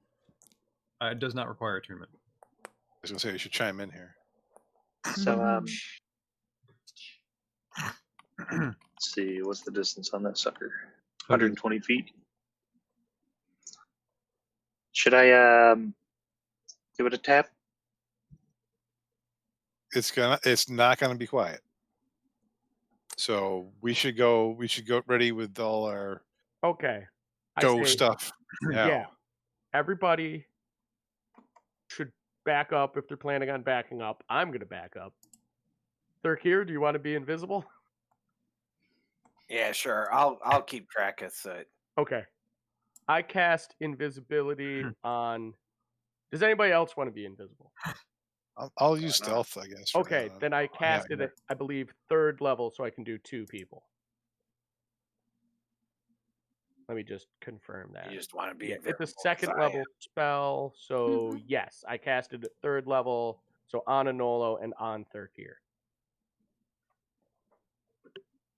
Okay. I'll hold on to Soot, because otherwise we'll lose track of each other. Okay. Mission Soot doesn't want to be the lead. If Thurkir's invisible, I'll just stay right here. He can. Well, I guess he can't see. Well, I'll send an arcane eye in. I could do that with him. Then I wouldn't be able to be invisible. Oh, you can see everything? Yeah. Can you make the eye invisible? The eye is mostly invisible. I mean, who would suspect a floating eye? I mean, there's things with extra heads here. It'll be fine. It's invisible. Yeah, it's invisible. It's not suspicious. Fine point. Just open a crack. Hellraiser. I will carry 6 balls with me. A 1-inch crack. Yes. And then I can send the eye in. The chime is not going to open in an inch. Well, no, it would unlock it. It would unlock it. Then we could open it as much or as little as we wish. However, there is going to be a chime. I imagine a rather loud one. Is that not right, Snow? It says it's just a clear tone. It doesn't say it's particularly loud. It's not like knock. Okay. Well, let's see what happens. Guess we'll find out. What could go wrong? Snow holds up the chime, takes one of his little claws, and goes, ping. So you hear this, woo, and you see almost this reverberation effect kind of just hit the door and reveal this greenish magic around all the seams of it, around the handles, almost like there is a barrier of almost ectoplasm, crystallized ectoplasm. It's going to go and it shatters and it crumbles down to the ground and starts to evaporate into smoke. That's it. And then it's weirdly quiet. I guess you guys can try the door now. Just like a little Stealth bit. mode. Just like a tiny bit. Okay. Who's doing it? I will. Okay, make your check. Sleight of hand. Sure. 23. Okay. Just because, so you're only just trying to open it just a little bit. You like pull it open just a small smidgen, like an inch or something like that. Kind of quiet. Not for the idea. Say what? Yeah, that's it. That's right. Go on. Okay. So yeah, and you kind of peek in, and the smell is what is most palpable, and you just you just smell the just rotting corpses of many bodies just hit you. It's a sweet smell of decay and death. Okay, I'll cast Arcane Eye. I'll drop my invisibility to do so. Okie dokie. So I'm gonna need to change maps. Sending it in. Hold on, Darker tokens. Okay. Where's my map? There it goes. I can put your tokens back up. So a couple things with the new map, just so we know. We're good. Tokens. Everybody. This. Oh, that's not you. There's two sections. Okay, so this. That's not what I wanted at all. This section up here to the north. This is not here. Okay, and this section to the south, this is not here. So this is the hallway you were in. These are the doors that you use the chimes on. Okay. Dang it, everybody. Nolo. Is that everyone? Yeah. Oh, cool. People are using the tools. Thanks. I also use Owl Bear Rodeo. So I was just like, oh, those aren't there? Okay. Thank you. Yep. So as you peer into the Arcane Eye, you see this quarter circle of a room. And it is a mass of bodies. You see pillars, support structures all the way through. You see these alcoves contain. It's tough to tell what's behind the alcoves because it's just there are dozens and dozens and dozens of zombies in here. I didn't put them all in because I just want to kind of. There's a lot. Okay. I'm not going to put 100 little tokens in there, but I will do this just to differentiate things. Oh shucks, that's not what I wanted. Yeah. In everybody's mind, they just hear Soot be like, "Wow, that's a lot of zombies." Yeah. I'm going to put a few tokens here just to, give you an idea of where things are.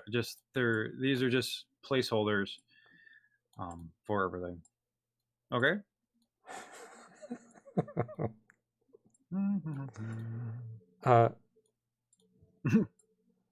And I'm still going. Yeah, so drowning pool. I'm gonna drop Arcane Eye, and now that I've had a good look, pull up a little illusion of the room for everybody so that they can kind of look over and see it. And you just see it like teeming with all these little like paper cutout zombies, just the whole thing just full. And then I'm just gonna dispel that and turn myself back invisible. All you hear is a drop in the bucket because I'm invisible. As if I took my pants. Yep. And they're all seemingly just sort of shuffling around in place, like absent-mindedly, just kind of listlessly, just moving back and forth, kind of bumping into each other. Not a lot of directional stuff.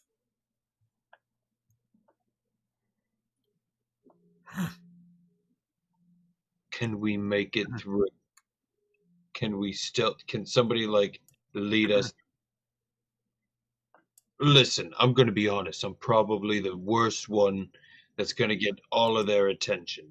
So I've got a question. Elvin, Yes. are you able to make me small?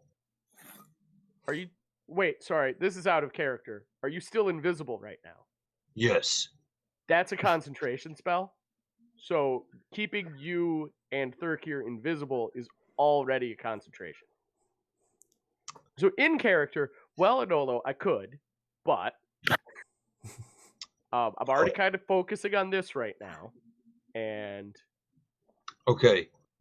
Anybody else? Can anybody besides Elvin make me small? Okay. All right. That's what I. Can anybody make me fly? Nope. I Okay. can, but Andrew, explain to me why good. I should grant this limited use of my magic to you. Why do you wish to fly, my friend? I'm not at. Listen, I'm not at the point where I need to ask permission for something yet, so I'm not interested in that yet. So perhaps maybe how are we going to get through here without me asking permission for Anders' spell? Aren't we just gonna? Aren't you guys just gonna go? Don't What we if have to you clear just them sort out? of walk casually through them? They Isn't- can't see you. Bros! Blend in! Bro, you're such a genius, Alvin. Let's go, like, roll around in the dead corpses that we just killed and just be like, all the way through. Hate to agree with Brad right now because that sounds super gross, but that's actually a really good idea. Yeah, I think it would work. It's Oh, a this terrible could idea, and I hate it. Anybody to like that idea at all?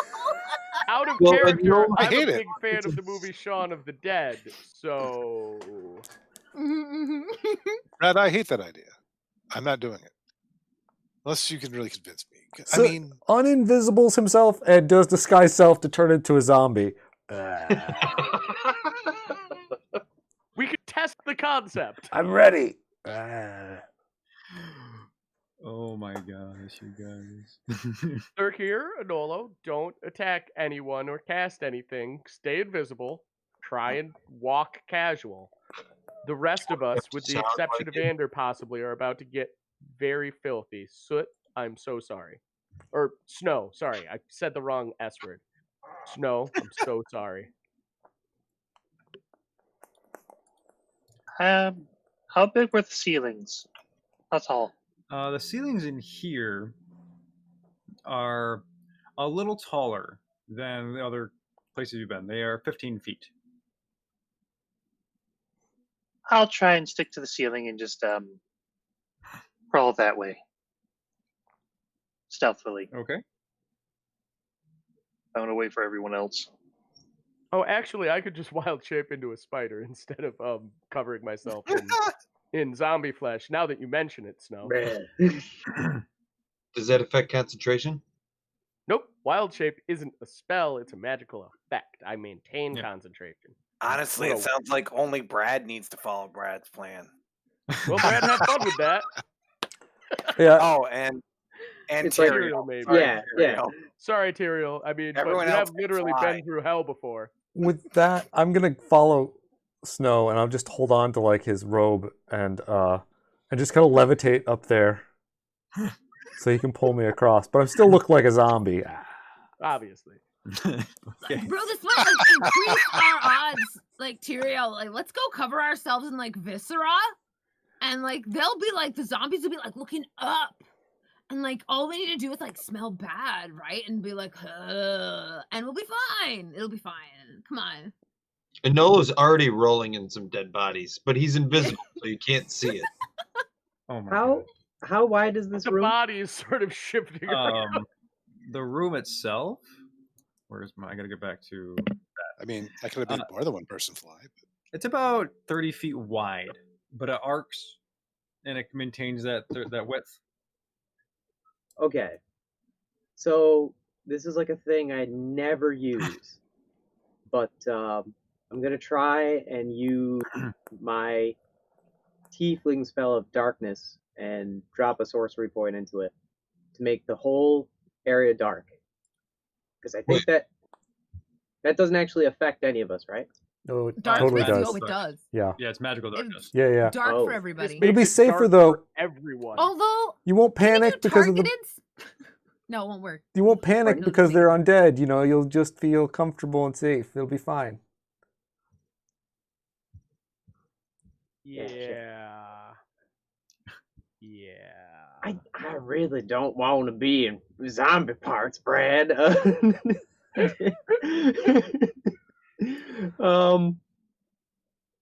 Oh God. Look, Tyrael, I don't know if a giant wolf spider is strong enough to hold you, but if it is, you could ride on my back. I mean, that would definitely be better. That is what I'm gonna wild shape into. I'll pull the stats. Okay. So I mean, I can make more than one person fly. No, but he's already concentrating on invisibility. No, I can make more than Andrew one can person make fly. Oh, excuse me. Alvin can't make people fly. I is not stealthy, not in the least. Okay. What are we doing? If you're willing to drop fly on Brad and I, that would be super handy.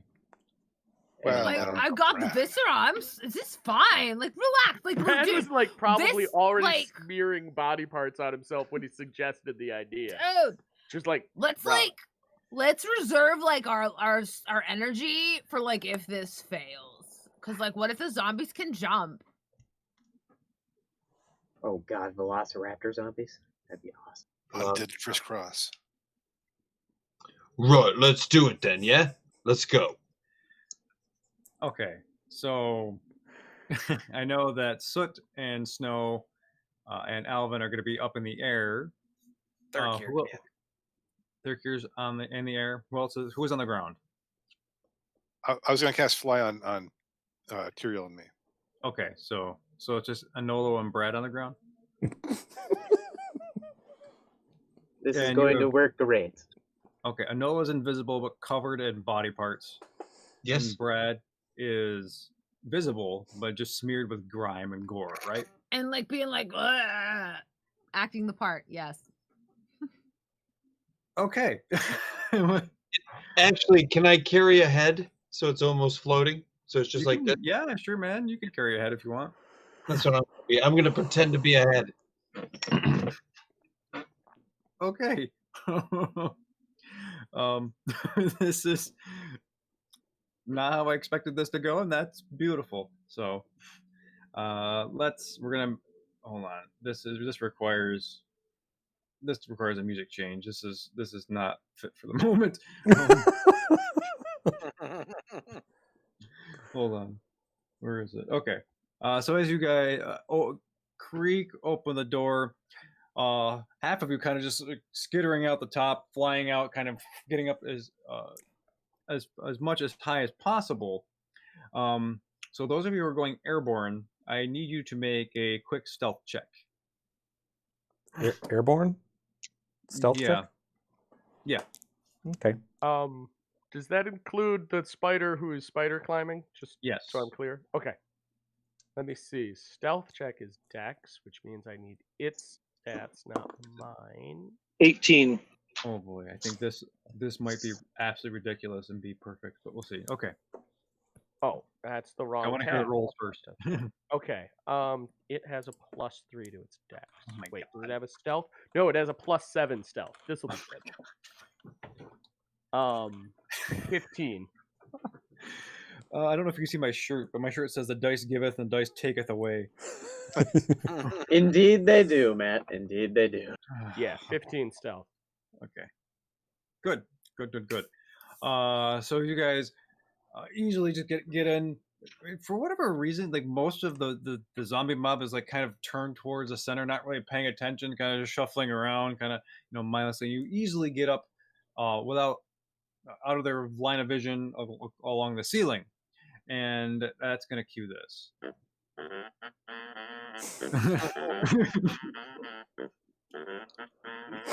So, sorry. So now I need Anolo and Brad to make performance checks. Okay. This is unironically pretty funky.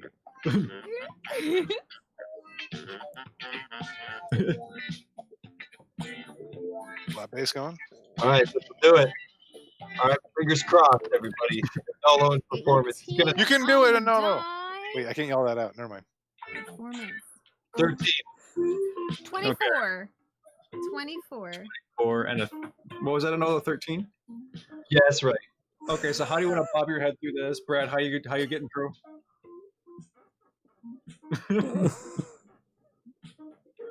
Okay. I'm So going for thriller. Along the top row, I mean, you can see Brad kind of just like shimmying and dancing through. You see this weird head just kind of bouncing around. You know that to be Anolo. How do you react? What are you doing? Who?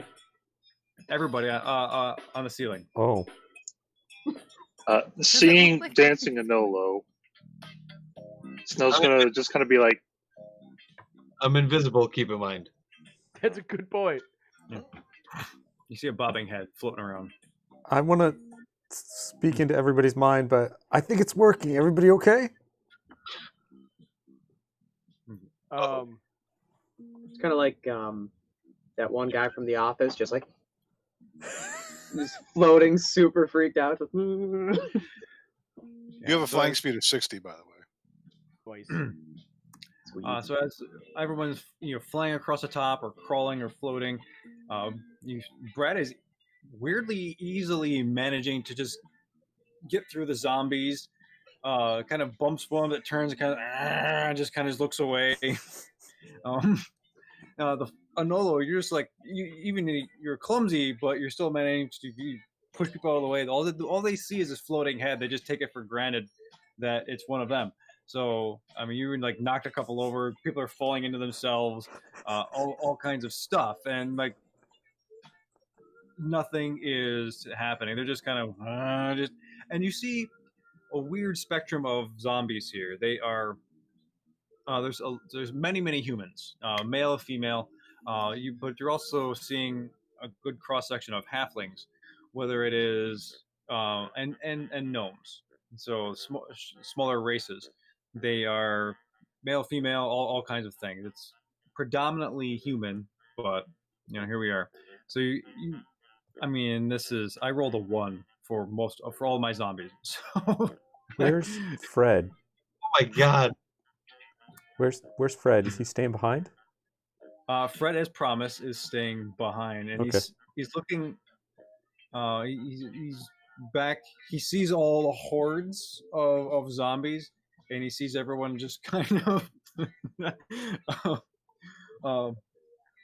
do their thing, whether it is crawl on the ceiling or cover themselves in grime. And Fred's like, oh, no, that kind of whole thing. So before we get too far away, I want to talk into Fred's mind and be like, close the door behind us? Yeah, I was just thinking about that. Like, we didn't close the door. Who was the last one out? Quickly, find a chime of closing. Okay, you want me to shut the door? Yeah, that'll be good. But you're gonna be okay. They're not trapped. We're not trapped in here with them. They're trapped in here with us. Okay. And you hear this as the door is closed very loudly, and suddenly the zombies like, and the whole horse starts to shift and move towards the sound of the door. So Anolo and Brad, I need you to make strength checks to resist being knocked over by the horde of zombies. Oh, yo, Brad, because listen, I was totally emulating Brad's dance moves. You know, like when he bumped into somebody but spun around and picked him up. Like when I did it, I tried, but deliberately the guy fell over or lost his own head. So you get +4 to this, buddy, because of our saving throws. So strength savings throw? Yes. Couldn't get any better. So as the mass of bodies kind of squish together and move and lurch towards the one door. I have an 18. 27. 27? Yeah, my- I rolled really good. Okay. So even you easily manage to deflect them, or duck around and kind of do a spin move, or go dive under legs, and Noel just kind of like just pushing people out of the way, knocking people over left and right, and they get back up and just kind of lurch towards the door.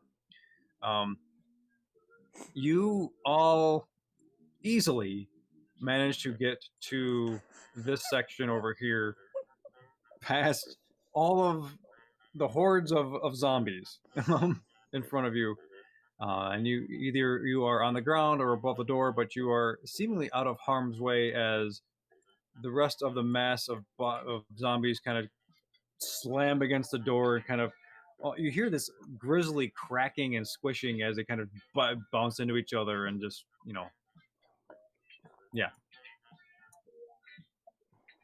How big of a pile are they in? Well, make a perception check for me.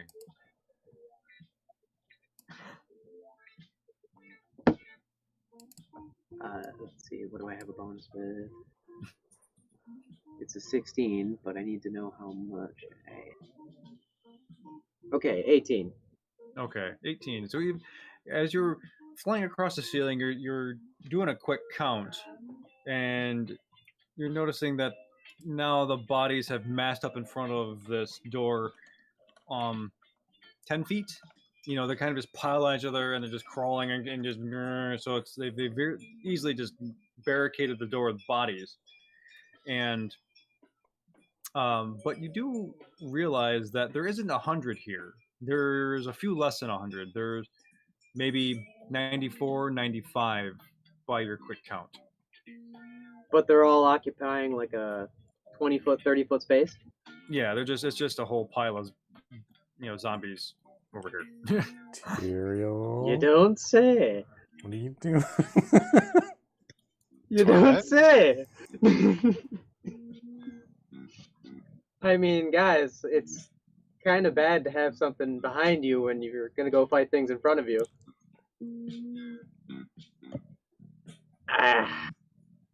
Okay, I'm going to motion for everybody else to get out of the room first. Because there's just one way in, right? Or 2 ways in and out, right? Yep, there's just there's the door where you're at now and the door you came in. Okay, so everybody go through first, please. No. You're gonna make the Tin Man angry. I'm going to turn to Anolo and go, here's the thing.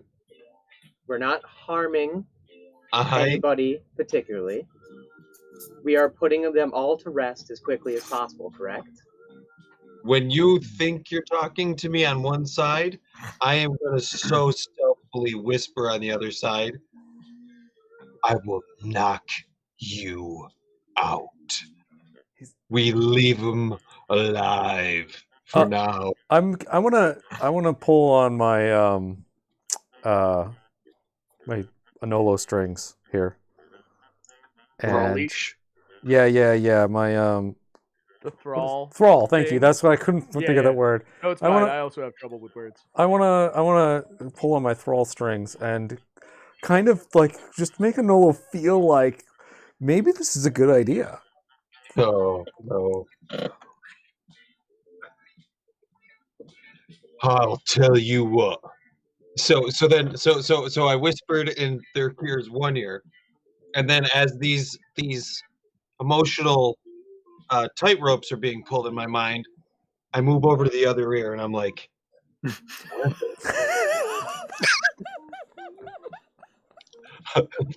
However, Inspiration. Yeah, I was gonna say. if you were to like maybe make it as painless as possible, I might be able to get behind that. I swear to God, though. I swear to it, I will knock you out. And then I just leave him. Trust me, buddy. I want to make this as clean and painless as possible. And invisibly, I'm not watching. I'm not digging that. So, as we go to close the door behind us, I'm gonna drop another sorcery point for a subtle spell, so they won't see or hear this coming. And I'm gonna drop a 4th level fireball. Okay. Yeah. So let me. I think that's 9d6. Let me just check. Wait, is this door? Wait, hold on. Is this door open? No, Fred closed it. No, the other one door. we're at now. The other door. Yeah, I was gonna say. Exit no. door. No one opened it. You said, but we're gonna do that. I'm You gonna were- check to see if it's open. You were waiting, Tyrael, right? Yeah, I was gonna wait until everybody was through first and then do it. Okay. I'm gonna hover down and try to open the door. Okay, make a strength check. Wait, that's a save. I don't want to do that one. Just straight up check. Ooh, not great. 17. Yeah, even though it's a little tug, you manage to pull the door open. What do I see? Well, I have to get a new map. Oh, okay. Hold on. Right from but I can tell you right now, you see basically there's one a staircase leading up to a landing. There's like the center walkway, and it goes up another level, and it leads to a raised platform. The back, and goes back down farther. It kind of because it's the angle you're at. That's as much as what you see because of No baddies. not that you see. I'm Perfect. gonna shh, everybody. Come on. I'll bring up the rear. All right, Wait for the so third. Oh, okay. Well, hold on. I gotta mention some. Okay, no, okay, we're good. Okay. Sorry. I guess Alvin's gonna just crawl through the door and along the wall. Okay. Snow does similar, but ceiling. Okay. Cool. So as you all kind of sneak in through the door, let's let Tyrael do his thing before we change the map. Okay, yeah. A subtle spell, 4th level fireball. So should be 96. So I'm just going to use the roll app for that real quick. They also get a DC of 18. Try and dodge Oh it. yeah, no, I already rolled and it didn't go well. Just making sure. And here we go.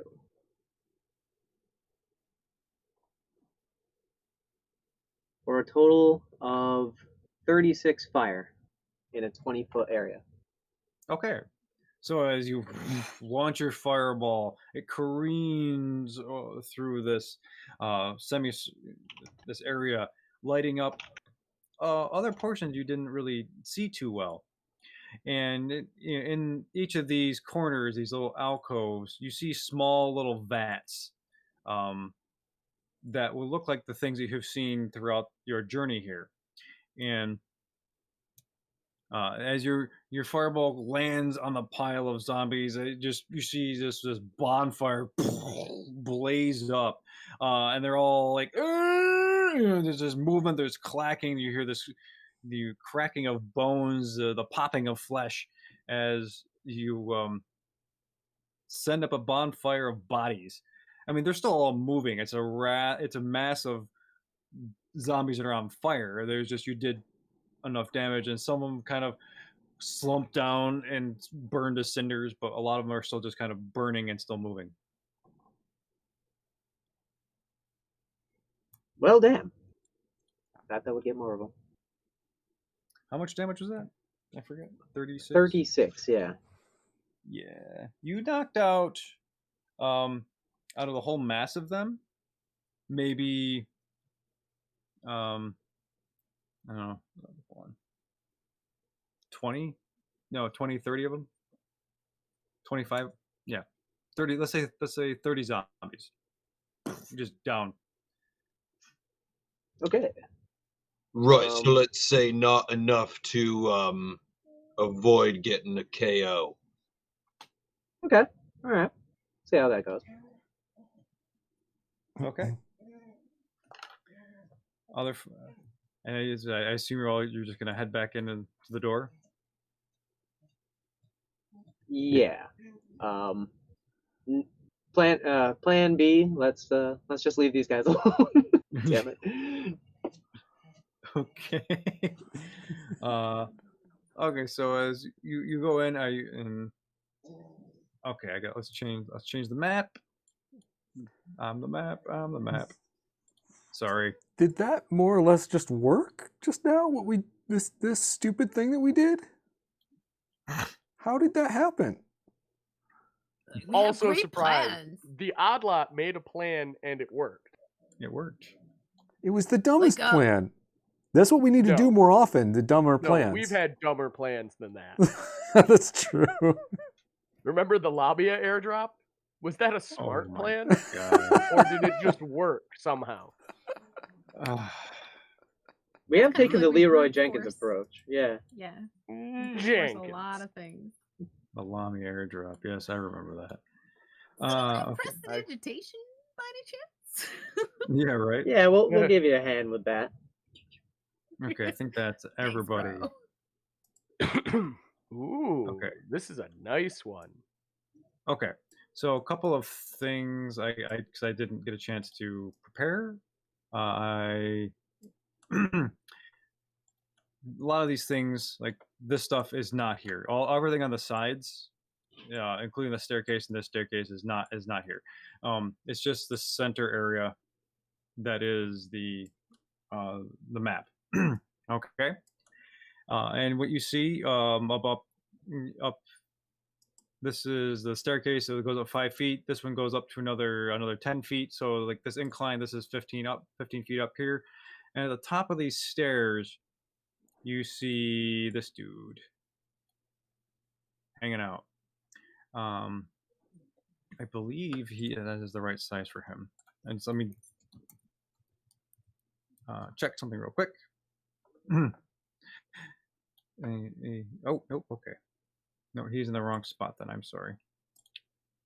No, where'd it go? Okay, so he is actually closer to, he's back here. Thank you, whoever is doing that.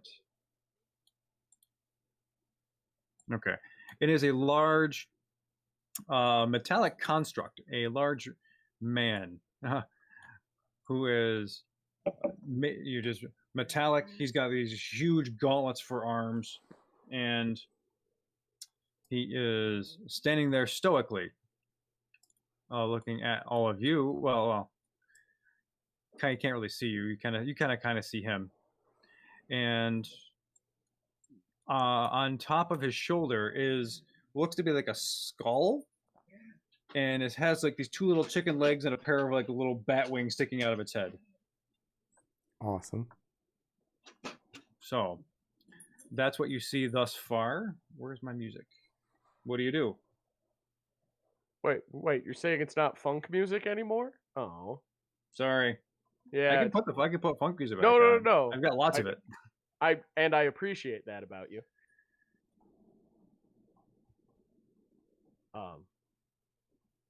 No, play whatever you're gonna play. I think the music has been thematic for what we've done so far. Okay. So. Okay. So arrange yourselves down here near the entrance, and what do you do? It is right now the large construct is stationary. I can't hear anything. Should we initiative, or are we not seen yet? Not initiative is not necessary yet. I'm switching to invisible. I'm gonna be stealth. I'm already invisible, but I don't want to be heard. I'll probably go up the wall and onto the ceiling, like Snow is doing. So we're both on the ceiling. Yeah, that'll put me back on the floor, invisible. Okay. I'm yeah. going. Oh. I'm gonna stealthily just be skittering over the ceiling, I guess, until something goes down. I'll fly up there as well. Okay. Ooh. So I want to crawl into Anolo's backpack. Yeah, invisible inside of Anolo's backpack. okay. So those of you who are moving, where are you moving?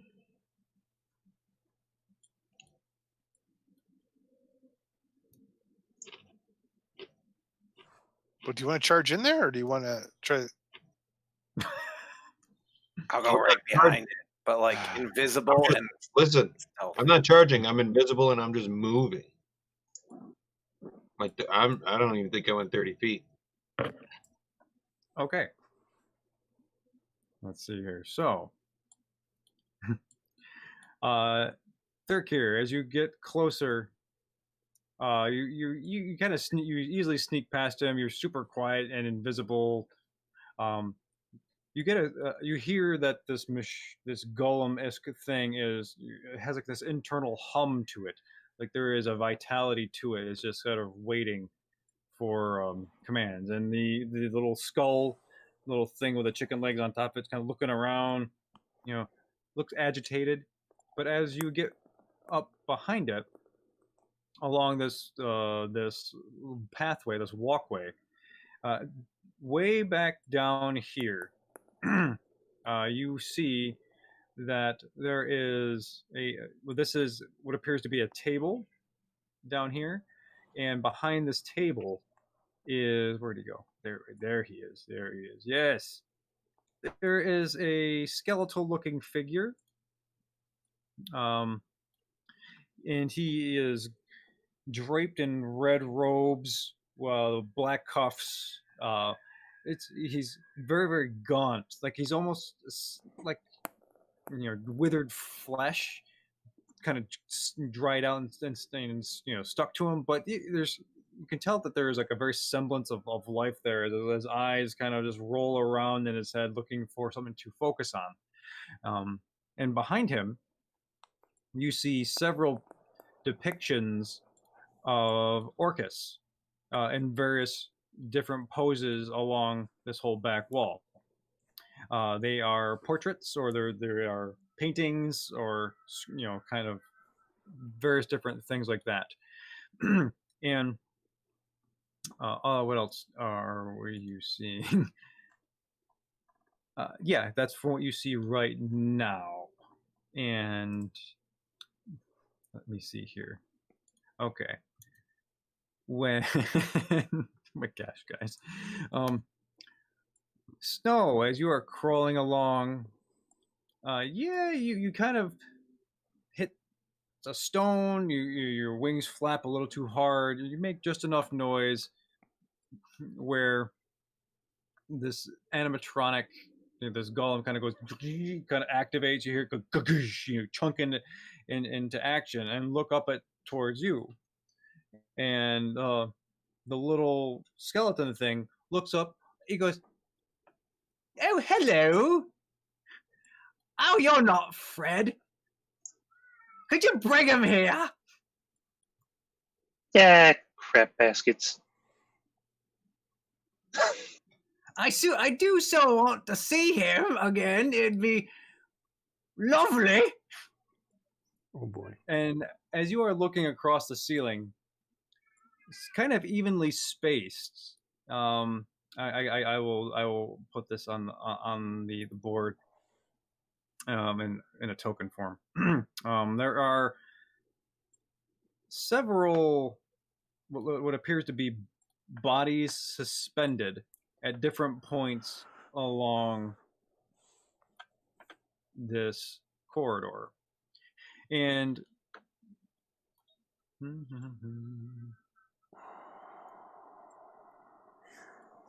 I hear somebody sighing. Oh no. Just concerned. And as you look at these bodies, they are all bound. They're lethargic. They are all gnomes. Undead? They seem to be vaguely alive. Uh-huh. Slightly alive. So I'm slightly undead. I understood that reference. Okay, that's not as scary as I thought. And they are all suspended from the ceiling. They come down. The ceiling is 15 feet tall, so they come down about 10 feet. No, they come down 5 feet, so they're closer to the ceiling than that. Okay. And as the little skull looks at you, goes,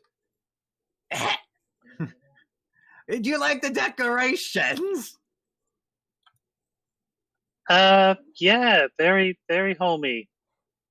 Really brings life to the place.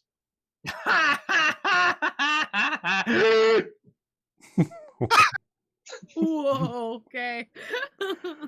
Oh boy. Who might you be? My name is Mint, and you see his little chicken leg kick the golem in the head. This is Testa.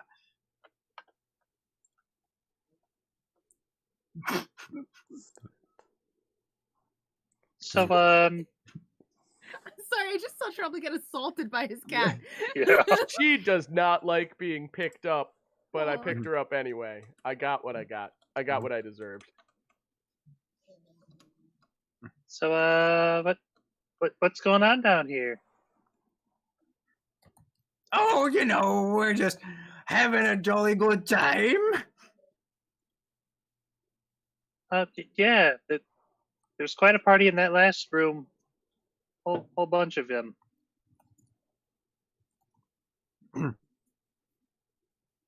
I'm glad you met them. Do I see the guy all the way in the back too, or you're the only one close Make a enough? perception check. Oh boy, I'm terrible at those. Let's go, Snow. Yeah, he still doesn't know how to open his eyes. Let's see here. 6 minus 1 is 5. Yeah, no, you don't see anything. Other folks. Is he attached or is he just like on his shoulder like a He's just parrot? on his shoulder jumping around. Okay. That's super creepy. Also, only as a person, as the player, not as the character. I love it. Good. Alvin, however, is probably incredibly uncomfortable. Okay. Yeah, really. Hey, sir, you're still in my backpack, right? Yeah, right here. Yeah. Now, this is totally Josh not remembering, but I'm gonna go ahead and ask it in character. Did you at one point have one of those rods that were like not movable once you said a word? No. I must have had a dream of one once. Never mind that. Oh no! I heard that. I heard that Tuzar, the metal guy, he had one. Yeah, he probably did. He was so great. No offense. Anyway, yeah, my idea. Never mind. Can we see the big bad there at the end of the hallway from where we are? What's your range on your? You have dark vision, right? Yeah. Dark vision to 60 feet. No, you can't. Okay. So I will pretend like I don't know about that. Yep.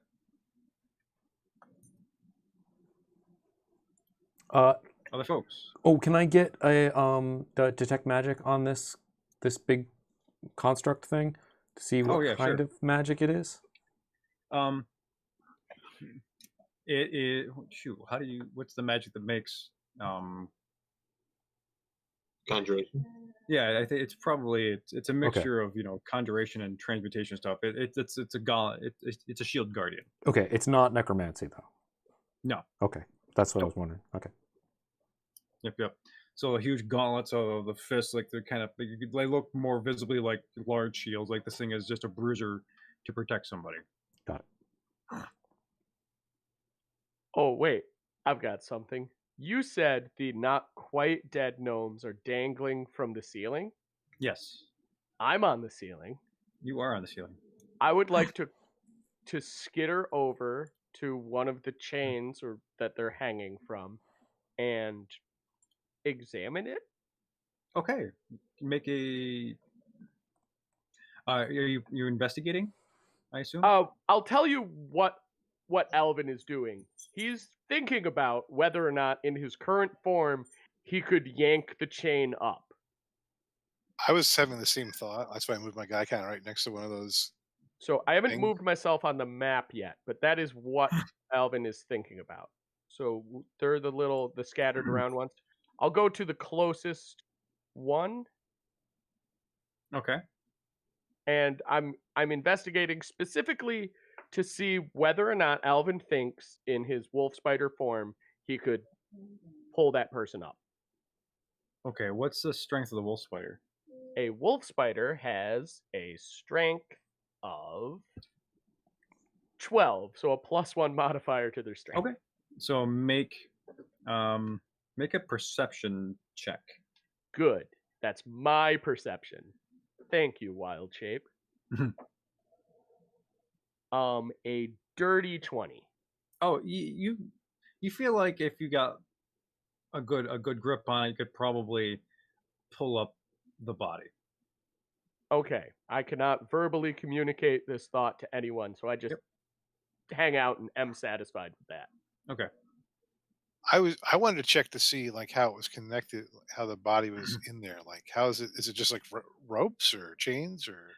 It's bound by chains, and there is like a small like green filament that goes through these chains, and it's connected to what looks to be a section in their heart.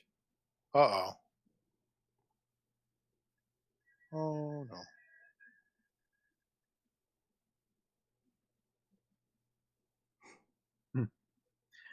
Admire the decor. Oh, you guys are pretty. You hear the skull just kind of cackle. You fiend! What are you doing to them? It's not me. Not me. You. All right, well, Not, you not know what I even meant. Testa here. What is being done to them then? Oh. You have to take it up with the big guy in the back. Not me. Mm-mm. So you'll let us go on by and meet him, right? Well, let me see if he's up for entertaining, huh? He would really like some pork loin if you got some food on you. Dried jerky? Anakin? Now forget it. I'll just, I'll be back. And you see this skull just kind of hop off and flutter away. The shield guardian just goes, just like locks eyes with everybody. He kind of goes. I would like to follow the skull. Okay. And I am currently holding the skull from the other room. Oh. Still a skull. Anola, drop the skull. Let's go. Maybe we could go see what the big guy is. And then I drop the skull and I'm gonna go see where the big guy is. Okay. The big guy, yeah. So as you get closer, you see that there is this figure back here, sitting close to the table, and it is has a a very finely crafted silver tea set in front of him. And you see him kind of confer with the skull a little bit, and he's like, he kind of just motions for all of you to come forward. And so the skull comes back, rests on the shield guardian. Oh yes, yeah, Barney is here, and he's like, I want to go outside. Yes. Oh, I thought that was incredibly loud snoring. No, he is. Okay. He's protesting. He's like, Daddy, I want to get out of here. I mean, like, I guessed it was Barney. I just guessed the wrong Barney noise. Yes. Anola, how far up did you go? Yeah, Anola, where are you? Do you have a token for the chicken thing? I can get one. I want to be like right near it. It's going to this guy, right? It flew back here, and it's flying all the way back to be on the shoulder of the shield guardian to relay the message.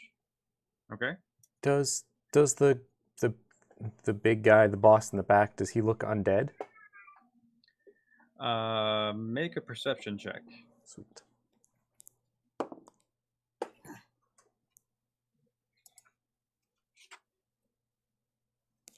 $23. He does not look like the undead you have seen thus far. Okay. That book is here. But so he's not like he doesn't have like, he's not Skeletor. No. Okay. He's just very, very gaunt, like he's kind of emaciated. Okay.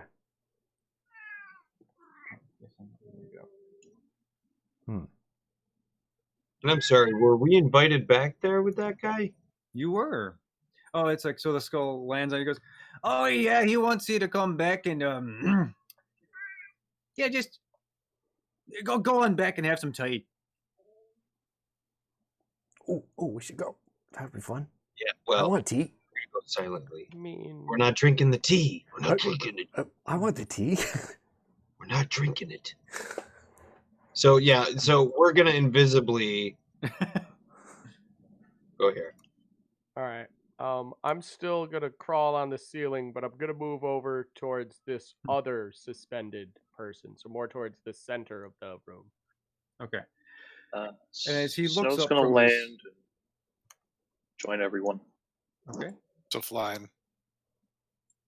Oopsie. Oops, I didn't mean to move that. As he looks up from his tea set, you see that his eyes have a kind of blue pallor to them. And he goes, oh, hello. You know, you really don't need to be invisible. I can see you. It's, oh, it's good to see you.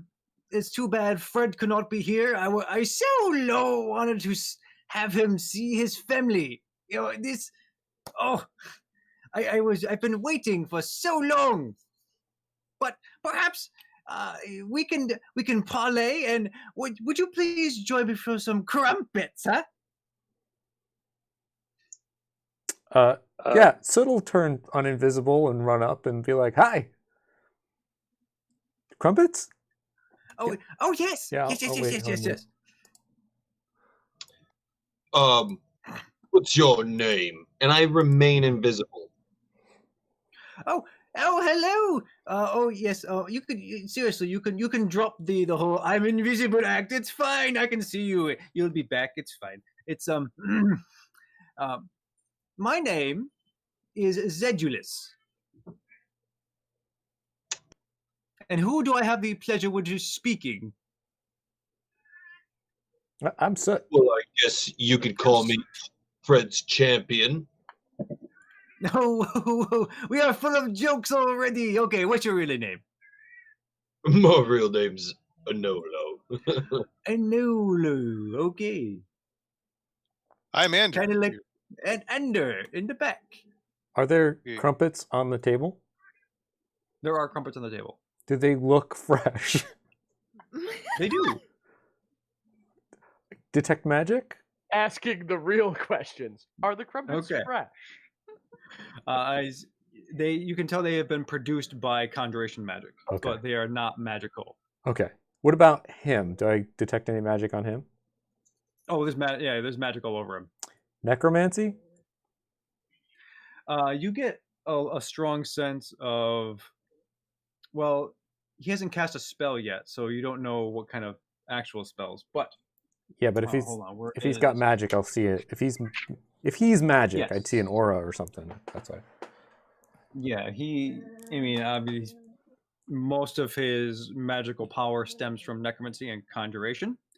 And where is the other stuff? You are seeing that. Shoot, where'd I put it? Oh, his robe is quite magical, and you see on his hands as he's waving them around that one of the rings on his hand emanates a kind of abjuration magic. Okay.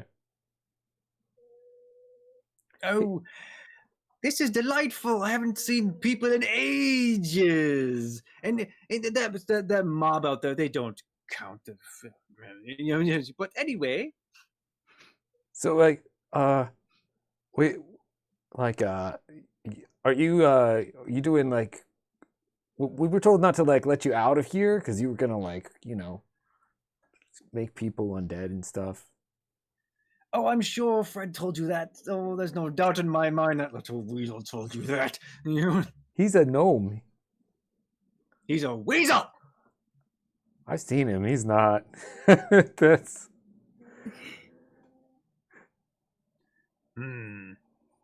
Well, he must have fooled you too, then. Bro, these are like really sweet digs. What do you do for fun? Nothing. Well, I plot revenge. That's what I do. It's I envision so many horrid things for Fred.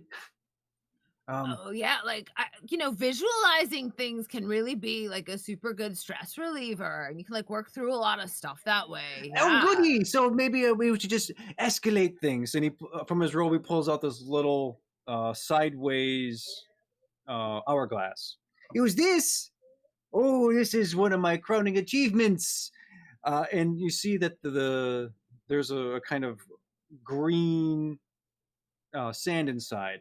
The same green that's connected to the filaments within the wires above connecting Fred's family. Oh, if I tip it a little bit this way, oh, they live. If I tip it a little bit this way, oh, they die. Like, wouldn't it be easier to have just made that like a button? And Oh, they now that you live think it, until now that you press mention the it. button? He takes it and he smashes it on the ground. And that's where we're going to stop tonight. Oh boy. What do we Wait, what do? does that Son of a do? That's biscuit. not either. What just happened? You know, I was about to say Snow's No. going to pay attention to which way is which, but Yeah, right. Yeah, I don't think it's know. gonna matter. Hooray! Oh boy. I will say that you have lucked out, Tyrael. Anolo's mean, gonna be too punch busy you across punching your other gut. stuff. At this point, my chin should have resistance against an Olo punches. It doesn't. I Anolo's don't rage think has only that's a grown monk stronger in discipline. levels, my friend. And It's not like creating microfractures in your knuckles. I don't think you can make your chin stronger. Can you? I can certainly can. make my put radiant, you son of a You? bitch. And next time you do it, I'll spit it. At one point or another, Tyrael is going to be like Baron von Underbite. The next evolution of Tyrael. He won't just have silver skin. He's gonna have a literal metal jaw. gains a bite attack. Oh no, your skin is. Listen, White or silver? Paladin, I you always should really forget. stop punching me in the jaw. Mine jaw. So sorry for the cliffhanger, everybody, but No, that's the best. Sorry. You say It's that like you amazing. don't love it. Oh, I've been waiting and waiting for you guys to meet Zedulus. So I can very. tell. Oh I my can God. tell. This is I'm awesome. sure you put a lot of thought into him. I can't wait to see him in action, even though I'm very frightened. Okay, good. Yes. I love a good villain. Yeah, that's kind of what I was crafting with this Yeah. one particularly. Okay. Well, thank you all for hanging out and watching our game, hanging out with us tonight. So we want to thank you again. Thank Tabletop Audio, and the funk music was mine. I made that, so that's Oh, yes. nice. And the Dyson logo is cool. So everyone, take care. Be well. Yeah. Good night, everybody. Love everybody. Night, dudes. See you Wednesday for Hunters. Wednesday. Yeah.